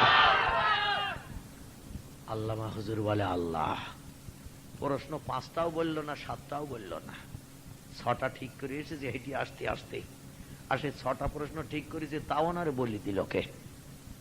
হায় রে, কি তাজ্জব ব্যাপার! এমন তো জীবনে কোনোদিন শুনিনি। এ যেন মোবাইলে হাওয়ায় কাজ চলতেছে। জোরে বলুন সুবহানাল্লাহ। আল্লাহ প্রেমে খোদা ভক্ত যারা হয়, আল্লাহ তরফ থেকে তামাম দুনিয়ার খবরও তাদের কাছে মোবাইলের মতো হয়। জোরে বলুন সুবহানাল্লাহ। পীর সাহেবকে বলেন, বাবা এই জন্য তোমার বসার অনুমতি দিই নাই, আগে প্রশ্ন 6টা শোনো, এই প্রশ্ন তুমি ঠিক করেছো কিনা? শরীয়তের ফতোয়া আমাদের হানাফি মযহাবে উত্তরটা এই হবে কিনা, ইমাম শাফির মযহাবে উত্তরটা এই হবে কিনা, ইমাম মালিকের মযহাবে উত্তরটা এই হবে কিনা। 6টা প্রশ্ন নিজেই বললেন পীর সাহেব, 6টা প্রশ্নের উত্তর বলে দিলেন, কোন ইমামের কোন মত সব বলে দিয়ে দিলেন। আল্লামা হুজুর আর কথা বলে না, গুটি গুটি ব্যাগে এসে বলছেন, হুজুর আগে আমাকে বায়াত করে দিন, তারপরে অন্য কথা। জোরে বলুন সুবহানাল্লাহ। সেই পীর সাহেবের হাতে হাত দিয়ে বায়াত হয়ে মুরাকাবা মুশাহাদার সবক মস্ক করে আধ্যাত্মিক জগতের এমন মানুষ বনে গিয়েছিলেন তিনি, যখন মাঝে মাঝে প্রয়োজন মনে করতেন হাত দুখানা পাখির মতো লম্বা করে দিয়ে বাংলার বসিরহাট থেকে সুদূর সোনার মদিনা ৪৫০০ মাইল রাস্তা শূন্য পাখির মতো উড়ে যে মসজিদে নববীতে তাহাজ্জুদের নামাজ আদায় করে ভোরবেলা আবার বাড়ি এসে ফজরের নামাজ পড়তে। আমার মতো মৌলবীরে যদি তাল গাছের মাথায় তুলে দেন, দিয়ে যদি বলেন হুজুর একটু উড়িয়ে যান, নিচের থেকে যেতে গেলে সলিমউদ্দিন চাচার বাড়িতে ধাক্কা খেতেন, আব্দুল করিমের কাঁঠাল গাছে অ্যাকশন হবে, তাই উপরে তুলে দিছি ফাঁকা জায়গায়, যাতে কোনো জায়গায় ধাক্কা খেতে না হয়। তাল গাছের মাথায় অনেক উঁচু উঁচু গাছ, নারকেল গাছ, এই গাছের মাথায় যদি উঠিয়ে দেন, দিয়ে পিছন দিক থেকে যদি ঠেলা দেন যে এইবার চলিয়ে যান, হাত 10 বেশি যাওয়া যাবে নাকি ভাই? ঠেলা দিলে হাত 10 সামনে যেয়ে নিচেই পড়ে যেতে হবে। হসপিটাল আর যাওয়ার দরকার হবে না। গাছে ওঠার আগে বলে দিতে হবে কেউ বাঁশ কাট, কাউকে বলতে হবে বড় গাছিয়ার থেকে কাপড় আনিস, কাউকে বলে দিতে হবে কবর খড়ে যে ওরে ডাকিস, কারণ আমিও তাল গাছে উঠতেছি, অসুবিধা নাই। তলায় পড়বো, বক্ষ ফেটে যাবে, লাঞ্চ ফেটে যাবে, নাক মুখ দিয়ে রক্ত জারিয়ে হবে, আমাকে আর হসপিটাল পর্যন্ত নিয়ে যেতে হবে না।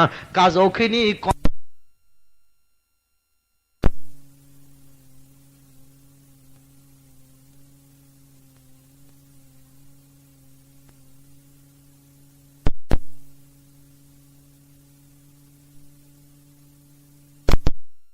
কমপ্লিট হয়ে যাবে। আল্লাহ প্রেমিক খোদা ভক্তরাম এই পৃথিবীতে যখন যেটা মনে করতেন শূন্যে পাখির মতো উড়ে আমার আল্লাহর দুনিয়ায় বিচরণ করে ঘুরে ঘুরে বেড়াতেন। একটু জোরে বলুন সুবহানাল্লাহ। হযরতে সুলাইমান আলাইহিস সালাম তামাম বিশ্ব যদি হাওয়ায় জাহাজ চালিয়ে ঘুরে বেড়াতে পারে, বনি ইসরাইল কমের নবীদের থেকে উম্মতি মুহাম্মাদীদের ভিতরে যারা যোগ্য আলেম, আল্লাহ তাদের মর্যাদা নবীদের থেকে বেশি করে দিয়েছেন।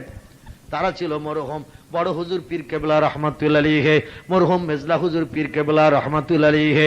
মরহুম ছোট হুজুরের জীবনের দিকে দৃষ্টি নিক্ষেপ করবেন, হুজুরের জীবনের দিকে দৃষ্টি নিক্ষেপ করবেন। আপনাদের হাওড়া জেলার বাকুল শরীফে ঘুমিয়ে আছেন যিনি, যার নাম সুফি আব্দুল মুমিন রহমাতুল্লাহ আলাইহি, আছে না বাকুলে? বাকুলে ঘুমিয়ে রয়েছেন। হিন্দুর ঘরের কীর্তি সন্তান ছিল।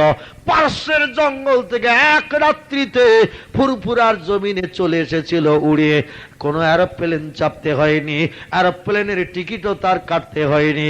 ফুরফুরার পীর সাহেব কেবলা ডাক দিল, বাবা এ আব্দুল মোমেন ওরফে প্রতাপ চন্দ্র সেন, দেখতে দেখতে 12 বছর কাল হয়ে গেল ঝোপঝাড় জঙ্গলে ঘুরে ঘুরে বেড়াও। আমিও 12 বছর কাল ধনপতার ঝোপের ভিতরে, 22 বছর কাল ধনপতার ঝোপের ভিতরে বসে বসে আল্লাহর নামের জপ করে করে মাবুদকে আপন বানিয়েছে। তোমার জীবনে 22 বছর কাল অতিবাহিত হয়ে গেছে, পীরের ওপরে যাবে নাকি তুমি বাবা? পীরের উপরে যাবে নাকি? ও বাবা আব্দুল মোমেন সারা জীবন জঙ্গলে থাকবে, তাহলে আমার মুরিদ মোতাকাদ্দের উপকার কি করবে? একটু লোকালয়ে চলে এসো বাবা। সুফি আব্দুল মোমেন পারস্যের জঙ্গল থেকে আওয়াজ দিল, হুজুর বেয়াদবি নেবেন না, আপনার জীবনে 22 বছর কাল ঝোপের ভিতরে রাত কাটিয়ে মাবুদকে আপন বানিয়েছেন, আমার তো ওটা জানা ছিল না। আমার জীবনে 22 বছর হয়ে গেছে যখন আমি আপনার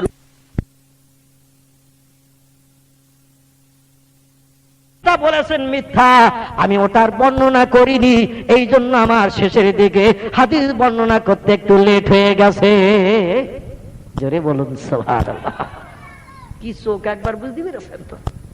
হাদিস বর্ণনা করতে যে সংশয় দেখা দিয়েছে, যে রাবীর নাম লেখা দিয়েছে হাদিসের কিতাবে, যার মাধ্যম দিয়ে বর্ণনা করা, তার কবরে অন্তরের চোখ চালিয়ে দিয়ে তার কাছ থেকে জিজ্ঞাসা করে নিয়ে বর্ণনা করছে। মুসলমান ভাইরা, কত বড় আধ্যাত্মিকতার মানুষ না হলে এ কাণ্ড তারা ঘটাতে পারে। আল্লাহ পাক রব্বুল আলামিন এই মর্যাদা দান করেছিলেন আল্লামা রুহুল আমিনকে, দাদা হুজুর কেবলার খাস রুহানি দোহার বাবরকতে। পীর সাহেব ডেকে বলছেন, বাবা কত লোক বসে আছে তুমি কি বলতে পারবে? আল্লামা রুহুল আমিন বললেন, হুজুর আপনি যদি একটু দোয়া করেন খাস করে, তাহলে একবার চেষ্টা করে দেখতে পারি। বলে, বাবা তোমার জন্য আমার দোয়া তো সব সময় বরাদ্দ। জোরে বলা যাবে কি একটু সুবহানাল্লাহ? বলে, হুজুর তাহলে একটু সময় দিন দেখি। স্টেজেই বসা, বাহ্যিক চোখ দিয়ে একবার তাকিয়ে দেখলো হাজার হাজার মানুষ বসে আছে। বাহ্যিক চোখেতে 2-5 মিনিটে গোনা সম্ভব না। বাহ্যিক চোখ বন্ধ করলেন, অন্তরের চোখে বার চালালেন কাদের ফেরেশতার কাছে।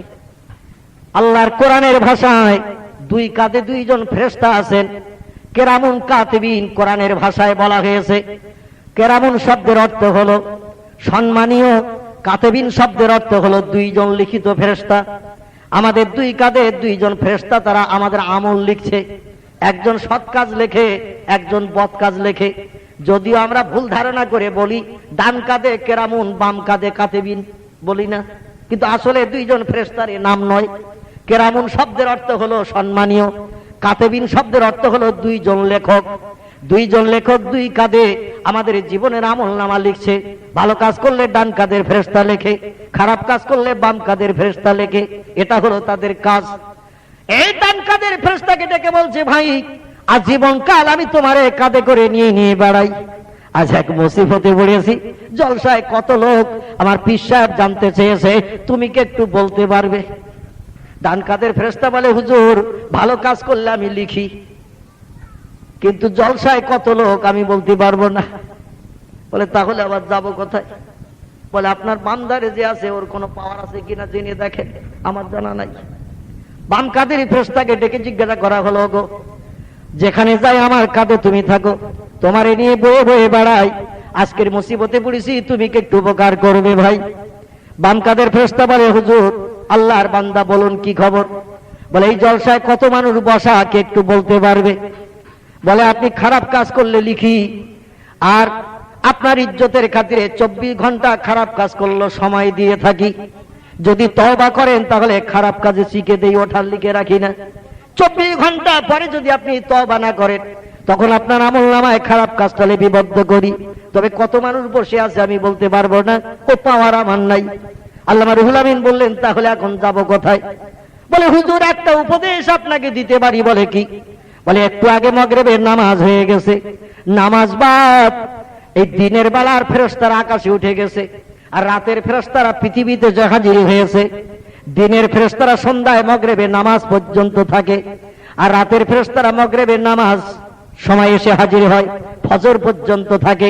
দুদল ফেরেশতা আপ ডাউন করে থাকে পৃথিবীতে বান্দাদের আমলগুলো আল্লাহর কাছে পৌঁছে দেওয়ার জন্য। হুজুর নামাজ আনতে একদল ফেরেশতারা এই জলসা এসে হাজির হয়েছিল। আমার আল্লাহ পাক কোরআনেও জানিয়েছেন, ফায়দা কুরিয়াল কোরআনু ফাস্তামিউ লাহু ওয়া আনসিতু লাআল্লাকুম তুরহামুন। যেখানে আমার কোরআনের আলোচনা হয়, ওয়াজ নসিহত হয়, আমার নবী রাসূলদের জীবন আদর্শের আলোচনা হয়, ফাস্তামিউ লাহু একাগ্র চিত্রে তোমরা সেটা শ্রবণ করো, ওয়া আনসিতু এবং চুপ করে বসে থাকো, কোনো কথাবার্তা বলিও না, কোরআনের ইজ্জত নষ্ট হবে। কারণ লাআল্লাকুম তুরহামুন, যত সময় আমার কোরআনের আলোচনা হয় আমার আসমানি রহমতের দরজা খুলে দিয়ে ফেরেশতাদের মাধ্যম দিয়ে রহমত বর্ষণ করা হয়। একটু জোরে বলা যাবে না সুবহানাল্লাহ? হুজুর আজকের এই জলসার খবর আল্লাহর কাছে পৌঁছানোর জন্য একদল ফেরেশতারা এসেছিল। যত মানুষ বসে আছে এদের ফটোগ্রাফ করে নিয়ে গেছে ফেরেশতারা। কত মানুষ আছে এই সংখ্যাটা, ওদের কাছে একটা পতাকা ছিল, কলেমার পতাকা। আপনার কাঁধে বসে আমরা তা দেখেছি। হাজার হাজার ফেরেশতা এসেছিল জলসায়, জনসংখ্যা গণনা করেছে, পতাকায় সংখ্যাটা লিখে নিয়ে আল্লাহর নামের তাসবিহ পড়তে পড়তে আকাশে উঠেছে। আমার আল্লাহর কাছে খবর পৌঁছাতে গেছে এই জলসায় কত মানুষ বসে আছে। আপনি যদি সংখ্যা জানতে চান, আসমানের আকাশের দিকে এগিয়ে গেলে পতাকা দেখলে আপনি বুঝতে পারবেন অতি সংখ্যাটা লেখা আছে। জোরে বলুন সুবহানাল্লাহ। আল্লামা রুহুল আমিন রাহমাতুল্লাহ আলাইহি তথ্যটা পাওয়ার পর অন্তরে চোখ চালিয়ে দিলেন। প্রথম আসমানে দেখলেন খালি, দ্বিতীয় আসমানে অন্তরে চোখ চালালো, ফেরেশতারা খালি হয়ে উপরে চলে গেছে। দ্বিতীয় আসমান খালি, তৃতীয় আসমানে চলে গেলেন, সেখানেও দেখলেন খালি। চতুর্থ আসমানে গেছে, অন্তরে চোখ চালিয়ে দিয়েছেন রাবিয়া বসরির মতো, হাসান বসরির মতো। চতুর্থ আসমান খালি। পঞ্চম আসমানে অন্তরে চোখ চালাতে গেলেন, যে দেখলেন চতুর্থ আসমানের একেবারে শেষ ভাগ, পঞ্চম আসমানের দরজার কাছাকাছি ওই ফেরেশতারা দল বেঁধে আমার আল্লাহর নামের তাসবিহ তাকবীর ধ্বনি দিতে দিতে এগিয়ে যাচ্ছে। জোরে বলুন সুবহানাল্লাহ। এর ভিতরে দ্রুতগামী ফেরেশতারা পঞ্চম আসমানের দরজার কাছাকাছি পৌঁছে গেছে, আর ফেরেশতাদের কাঁধে কলেমার পতাকা নড়ছে, আর ওই পতাকায় সংখ্যা লেখা রয়েছে 4টি। কটি বললাম? 4টে সংখ্যা লেখা রয়েছে আরবি ভাষায়। আরবি ভাষার সংখ্যা লেখা আছে 4টি। আল্লামা রুহুল আমিন রাহমাতুল্লাহ আলাইহি এই সংখ্যা 4টি দেখে আর উপরে উঠলেন না, এক মুহূর্তে স্টেজে হাজির হয়ে গেলেন নোয়াখালীর জলসায়। বাহ্যিক চোখ আলগা করলেন, পীর সাহেবকে ডেকে বললেন, হুজুর বেয়াদবি নেবেন না, খবরটা নিতে আমাকে অনেক দূর পৌঁছাতে হয়েছিল, সেখান থেকে খবরটা নিয়ে এসেছি। সত্যবিদ আল্লাহ বেশি জানেন। আজকের এই জলসায় কত মানুষ বসে আছে, এ সংখ্যাটা কি আমি বলবো? পীর সাহেব বললেন, বাবা ওটাই শোনার জন্য তো হাজার হাজার মানুষ অপেক্ষায় বসে আছে। আল্লাহ রুহুল আমিন বলেন, হুজুর জলসায় বর্তমানে বসে রয়েছে ৯,৯৯৯ জন মানুষ। একটু জোরে বলা যাবে না সুবহানাল্লাহ? নারে তাকবীর। ভাইজান আমার, পীর সাহেব কেবলা বলছেন, সাদ্দাক্তা ইয়া ইবনি, ও বেটা রুহুল আমিন তুমি ঠিকই বলেছো, সংখ্যাটা আমিও দেখেছি। জোরে বলুন সুবহানাল্লাহ। বেটা তুমি ঠিকই বলেছো, সংখ্যাটা আমিও দেখেছি। পীর সাহেব কেবলা বলছেন, বাবারা তোমরা তো কেউ বলতে পারলে না, রুহুল আমিন সংখ্যাটা বলেছে, তাহলে এশার নামাজের ইমাম তোমরা হবে না রুহুল আমিন হবে? সবাই বলছে, হুজুর আমরা বলতে পারি 11,320 জন, 8,725 জন। রুহুল আমিন বলেছে 9,999 জন। ওরা আমরাও একটা সংখ্যা বলতে পারি, কিন্তু সঠিক কিনা তা বাস্তব প্রমাণ করতে হবে। উনি কিভাবে বললেন? বলে, বাবা বড় মাওলানা তুমি কিভাবে জানলে? বলে, আমি ফেরেশতাদের জিজ্ঞাসাবাদ করে একটি তথ্য পেয়েছিলাম, সেই মতো আসমানের আকাশ অন্তরে চোখ চালালাম, আল্লাহর ফেরেশতাদের কাঁধে পতাকা ছিল, পতাকার সংখ্যাটাই দেখে হুজুর আমি বলেছি। পীর সাহেব বললেন, বাবা ঠিকই বলেছো, আল্লাহর ফেরেশতারা জনসংখ্যা গুণে নিয়ে সমস্ত শ্রোতাদের ফটো করে নিয়ে আমার আল্লাহর কাছে পৌঁছে গেছে। যে শ্রোতারা বিবির মায়া ছেড়েছে, বাচ্চার মায়া ছেড়েছে, চাষবাস ছেড়েছে, ব্যবসা ছেড়েছে, ঘুমকে হারাম করে কোরআনের ইজ্জত রক্ষা করতে বসে রয়েছে, এদের ফটো করে নিয়ে ফেরেশতারা চলে গেছে, কিয়ামতের মাঠে লাভবান হবে। তাই একটু জোরে বলা যাবে গে সুবহানাল্লাহ? তাহলে আজকের আমরা যারা বসে আছি আমাদেরও ফটো হয়েছে কিনা? আমাদেরও ফটো হয়েছে। কিয়ামতের মাঠে এই রাজ্যকে বসাটাও আল্লাহর দরবারে হয়তো নাজাতের ওসিলা হতে পারে। একটু জোরে বলুন আমিন। পবিত্র রাত, ইজ্জতপূর্ণ রাত, এ রাত আমরা ঘুমের ঘরে না কাটিয়ে বিবি বাচ্চাকে নিয়ে শান্তির আরামের ঘুমে ইলেকট্রিক ফ্যানের তলায় আমরা আমাদের দেহর ক্লান্তি দূর না করিয়ে আল্লাহর কোরআন ইজ্জত রক্ষার জন্য, নবী রাসূলদের জীবন আদর্শ শোনার জন্য এই যে চোখের পাতা দুটো এক জায়গায় না করে বসে আছি, আল্লাহ পাক এই বসাটাও আমাদের জন্য নাজাতের ওসিলা বানাতে পারেন। আলেম মুফতি হাফেজকারীরা বলল, হুজুর রুহুল আমিনের তথ্যটা কতটা বাস্তব সত্য আমরা এখন সব গণব। পীর সাহেব বললেন, বাবা বিশ্বাস যদি না হয় তো গণ। হাফেজ মুফতিকারীরা বলল, আপনারা নামাজের কাতারের মতো লাইন দিন, এক একটা মাওলানা হাফেজ এক একটা লাইন গুনবে, টোটাল গুলো এক জায়গায় অ্যামাউন্ট করা হবে। নামাজের সময় যেমন কাতার দেয়া হয় ওই রকম আগা পিছা করে সব কাতার দেয়া হলো, এক একটা লাইন এক একজন গুনে নিল, টোটাল অ্যামাউন্ট করে দেখা গেল 9,999 জন হয়েছে। জোরে বলুন সুবহানাল্লাহ। সবাই তো থ হয়ে গেল। বিশ্বাস রেখে বলছেন, বাবারা তোমরা মকিব, তোমাদের যোগ্যতা বেশি, তোমাদের মর্যাদা বেশি, ইমাম হওয়ার, কিন্তু মুসাফিরকে কেন ইমাম বানিয়েছে জানো? সকলে বলে, হুজুর তা জানি না। বলে, বাবা ইচ্ছা করলে তোমাদের নোয়াখালীর আলেমকে ইমাম বানাতাম, চট্টগ্রাম কুমিল্লার কারি মুফতিকে আমি ইমাম বানাতাম, রুহুল আমিনকে আমি এই জন্য ইমাম বানিয়েছি। রুহুল আমিন যখন নামাজে দাঁড়িয়ে যায় আমার আল্লাহকে দেখতে পায়। জোরে বলুন সুবহানাল্লাহ। রুহুল আমিন যখন নামাজে দাঁড়িয়ে যায় আমার আল্লাহকে দেখতে পাই, আর আল্লাহ যাদের সামনে দাঁড়ায় তার মজুরিতে কোনো ঘাটতি নাই। জোরে বলুন সুবহানাল্লাহ। তোমরা ইমামতিতে দাঁড়ালে তোমাদের মন থাকবে জুতায়, মন থাকবে ছাতায়, মন থাকবে রান্নাঘরের উনানের হাড়িতে, মন থাকবে তোমাদের ব্যবসায়। আর মন যদি তোমাদের নামাজ ছাড়া অন্যদিকে যায় তোমাদের নামাজগুলো বরবাদ হবে, আর হাজার হাজার মানুষের নামাজ বরবাদ হবে। যে ইমামের মনটা আল্লাহর উপরে আত্মনির্ভর করে, আল্লাহর দরবারে সে ইমামের নামাজ কবুল হয়। আর ইমামের নামাজ কবুল হয়ে গেলে মুক্তাদিরও নামাজ কবুল হয়ে যায়। এই জন্য আমি আবু বকর সিদ্দিককে ইমাম না হয়ে আমার প্রধানতম খলিফা রুহুল আমিনকে ইমাম বানিয়েছি। আমার ইমামতিতে যে কাজ হবে রুহুল আমিনের ইমামতিতেও সে একই কাজ হবে। নারে তাকবীর। সে মানুষ আজ আমরা বলতে পারিনি, ঠিক কি না? আমরা সে মানুষ বলতে পারিনি। আমরা দুনিয়াদারিতে মত্ত, দুনিয়ার অর্থ সম্পদ কত বেশি বেশি হবে সেই চিন্তায় মত্ত। পরকালের অর্থ সম্পদ বেশি হলে যে লাভবান হওয়া যাবে, কোটি কোটি বছরের জিন্দেগি, সে চিন্তা ভাবনা আজ আমাদের নাই। যার কারণে আমরা কিন্তু লসের খাতায় রান করছি ভাই। দুনিয়ার তুচ্ছ 60 বছরের জিন্দেগি, এ তো একদিন আমাদের মায়া ছেড়ে চলেই যেতে হবে। কবরের জিন্দেগি হাজার হাজার বছরের, সেটা মাঝখানে সীমিত। তারপরে আল্লাহ জিন্দা করে যখন হাসরে উঠাবেন, এই জিন্দেগিটা হলো কোটি কোটি বছরের। সেই জিন্দেগিটাই যে লোকটি লাভবান হবে, সেই হবে সফল কাম। একটু জোরে বলুন আমিন।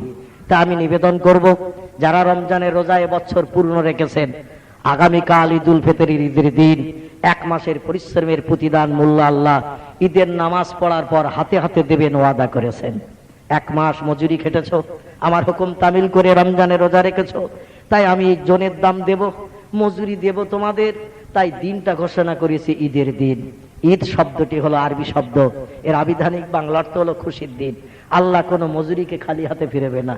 কাজ করে যদি মালিকের বাড়ি যেয়ে পয়সা পাওয়া যায়, তাহলে সে দিন মজুর খুশি হবে কিনা?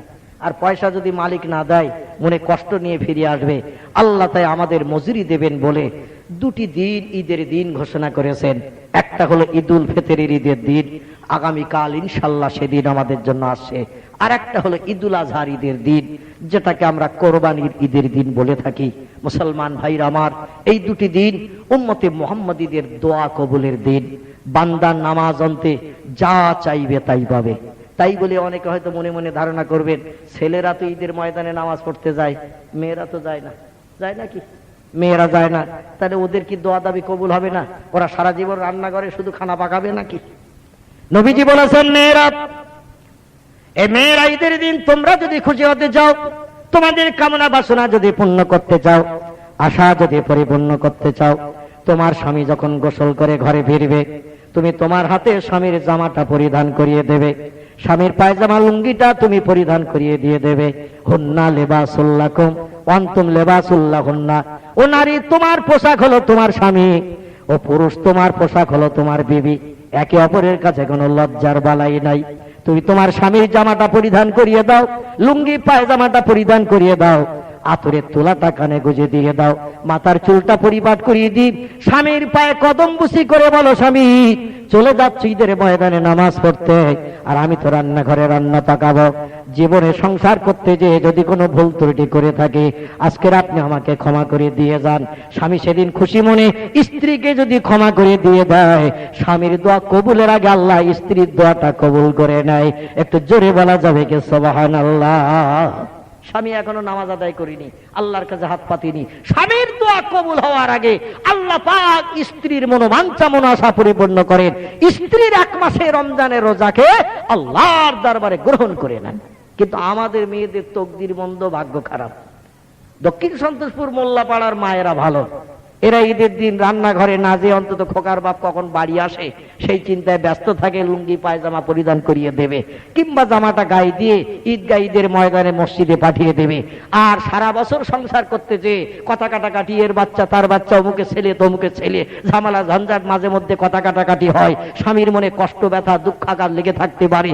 আজকের খুশির দিন সেবা করে, স্বামীর পায়ে হাত দিয়ে কদম বুসি করে একটু ক্ষমা চেয়ে নি। আল্লাহ নবী সাল্লাল্লাহু আলাইহি ওয়াসাল্লাম বলেছেন, আল্লাহর ইবাদতের পর নারী 2 নম্বরের কর্তব্য কাজ হলো স্বামীকে সেবা যত্ন করা, স্বামীকে খুশি করা। আল্লাহর ইবাদত করে যদি কোনো নারী স্বামীকে সন্তুষ্ট করতে পারে, ওই নারী সরাসরি জান্নাতবাসী হবে। জোরে বলুন সুবহানাল্লাহ। স্বামী খুশি হয়ে স্ত্রীর জন্য দোকানে হাত তুলে যদি দোয়া করে দেয়, আমার আল্লাহর দরবারে দোয়া বিদ্যুতের মতো কবুল হয়ে যাবে। জোরে বলুন সুবহানাল্লাহ। তাই এলাকার মায়েদের কাছে নিবেদন করব, আগামী দিন সেই দিন সংসার করতে যে কথা কাটাকাটি যা কিছু হয়েছে, অশান্তি যা কিছু হয়েছে, স্বামীর অন্তরের ব্যথা দুঃখ অভাবকে আপনি যদি দূর করে দিয়ে খুশি মনে স্বামীকে ঈদগাহে পাঠাতে পারেন, আল্লাহ পাক আপনার দোয়াটা স্বামীর দোয়ার আগে কবুল করবেন ওয়াদা করেছেন। মুসলমান ভাইরা আমার, আগামী দিন সেই দিন আমাদের কাছে আসছে। অতএব সেই দিনের দিন আমরা 1 মাসের পরিশ্রমের প্রতিদান মূল্য নেব। নবীজি বলছেন, ঈদ তাদের জন্য যারা রমজানের রোজা রেখেছে, তাদের জন্য ঈদ। যারা রমজানে রোজা রাখেনি, ওরা যেন ঈদগাহে না যায়। যদি ভুল করে যায়, গলা ধাক্কান দিয়ে আগে বার করে দাও, ওরা আগে বেরিয়ে যাক, তারপরে ইমাম যেন নামাজ শুরু করে। হাদিসের কথা। যারা ঈদ রমজানে রোজা রাখেনি, ওরা যেন ঈদের দিন নামাজ পড়তে না যায়, ভুল বুঝে ভুল বসে যদি যায়, ওদের ঈদগাহ থেকে বাইরে বার করে দাও। কারণ যারা পরিশ্রম করেনি তাদের কিসের মূল্য? তারা আজ কিসের রোজের দাম নিতে এসেছে? রমজানের রোজা যারা রেখেছে তাদেরই আজ পরিশ্রমের মূল্য দেয়া হবে। যারা রোজা রাখিনি, গিলে করা পাঞ্জাবি, কাঁচানো পায়জামা আর যত আতসরমা তুমি তোমার চোখে লাগিয়ে আর দামি দামি জুতো পাই দিয়ে গট গট করতে করতে তুমি যাও, এক পয়সার মূল্য মাহবুদের কাছে তোমার নাই। মানে ওদের জন্য আমার আল্লাহ বড় খুশি হয়ে যায়।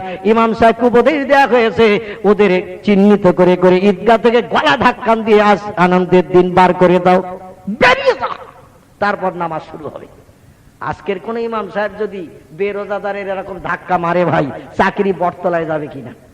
চাকরি বটতলায় উঠে যাবে, বলে ইমাম পাল্টা। আজ খুশির দিন, ঈদের দিন, নতুন জামা পায়জামা পরে এসেছি, আর ইমাম কিনা গলা ধাক্কান দেয় অমুকের ছেলে, ব্যবস্থা করে দেব। শত্রু হয়ে যাবে সারা জীবনের মতো।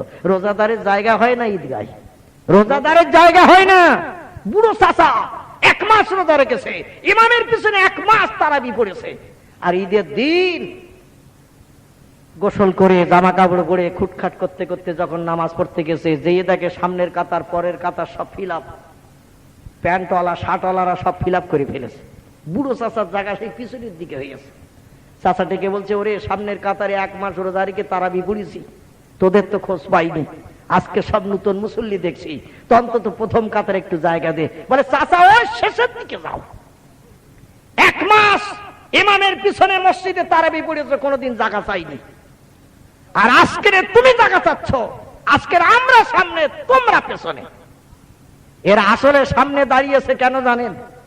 এরা সামনে দাঁড়িয়েছে ইমাম সাহেব 2 রাকাত ওয়াজিব নামাজ 6 তাকবীরের সঙ্গে পড়িয়ে দিয়ে যদি একটু লম্বা দোয়া করে, আরে লম্বা দোয়ায় যদি 12টা পার হয়ে যায়, 500 আর অ্যাটেন্ড হবে না। ঈদের দিন অধিকাংশ মুসলমানের ছেলেরা এরা যায় সিনেমায়, এরা যায় যাত্রায়, এরা যায় ভিডিওয়, এরা যায় পিকনিক স্পটে বিভিন্ন মেয়েদের নিয়ে আনন্দ ফুর্তি করতে যেতে। ঠিক বললাম না ভুল বললাম? অধিকাংশ মুসলমানের ছেলেরা দেখবেন এরা শরীয়তের খেলাফ কাজ করার জন্য ঈদের দিন নতুন পোশাক পরিচ্ছদ পরিধান করে একটু শুধু নামাজ না পড়লে নয়, তাই নামাজ পড়েই বেরিয়ে পড়ে, নামাজ পড়েই বেরিয়ে পড়েছে। বিভিন্ন যুবতী মেয়েদের নিয়ে হুড়ুহুড়ি গুতুগুতি আর ঠেলাঠেলি। ইমামের পিছনে এই জন্য দাঁড়িয়েছে, দোয়া যদি লম্বা হয় আমরা রাটির মতো চোখ মোটা মোটা করবে ইমামের দিকে। দোয়া তাড়াতাড়ি শেষ কর, অন্তত 500 যেন অ্যাটেন্ড করতে পারি তাড়াতাড়ি। যদি 500 শুরু হয়ে যায় আর যেই যদি ফিরে আসতে হয়, ব্যবস্থা হবে তোর। ইমাম সাহেব ওদের চোখ মোটা ভাব দেখে মনের কথা সব বলতে পারে না, দোয়াটা একটু লম্বা করবে তার হয় না। চোখ মোটা ভাব দেখে বেরহমাতেকা ইয়ার হাওয়ার রহেবে, যা পারিস কর, অসুবিধার কিছু নাই। মুসলমান ভাইরা আমার, ফিরে আসুন, ফিরে আসুন। যে দিনটা যাচ্ছে আপনার আমার জীবন থেকে, সে দিনটা পেরিয়ে গেল। এ দিন আর কি জীবনে পাওয়া যাবে নাকি? তকদিরে হায়াত আল্লাহ যে বয়সটা রেখেছে, এক একটা দিন যেটা চলে যাচ্ছে মহামূল্যবান সম্পদ, এটা আর জীবনে পাওয়া যাবে না। এ দিনটার হিসাব দিতে হবে আল্লাহর কাছে। অন্তত আমরা যেন হিসাব দিয়ে করতে পারি, সে তৌফিক আল্লাহ যেন দান করেন। সকলে বলুন আমিন। যাই হোক, দেখতে দেখতে রাত তো অনেক হয়ে গেছে। আমার আবার কাল 9টায় ঈদের নামাজ, ভাই এখান থেকে যেতে 3 ঘন্টার উপরে সময় লাগবে। দেখতে দেখতে রাত 2:30 বেজে গেছে। এজন্য দোয়া সাবরেসানি হবে। 3টায় বেরোলে প্রায় 6:30, 7টায় পৌঁছাতে হবে বাড়িতে। তারপর গোসলের পর আবার প্রায় 30 থেকে 35 মিনিট মোটর বাইক চেপে আমার যেতে হয় সেই মহল্লায়। 12-13 কিলোমিটার রাস্তা আমার বাড়ি থেকে, খারাপ রাস্তা, ইটের রাস্তা। সেখানে নামাজ পড়াচ্ছে আজ 23 বছর ধরে। ঈদের নামাজ, এই নামাজ আমাকে পড়াতে হয়, তো সেখানে যেতে হবে। প্রতি বছর প্রায় কয়েক বছর আসছি, আর এখান থেকে দৌড়দৌড়ি ছুটোছুটি বেঁধে যায়। এর জন্য দোয়া করব।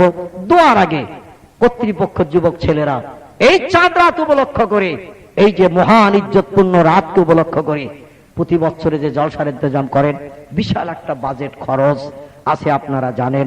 বিশেষ করে তাবারুকের ব্যবস্থা, বিরানি, সেই সঙ্গে ডেকোরেটেড প্যান্ডেল, লাইট, মাইক, অনেক কিছু খরচ। আবার এই প্রাকৃতিক দুর্যোগের কারণে চেয়ারের আবার বাড়তি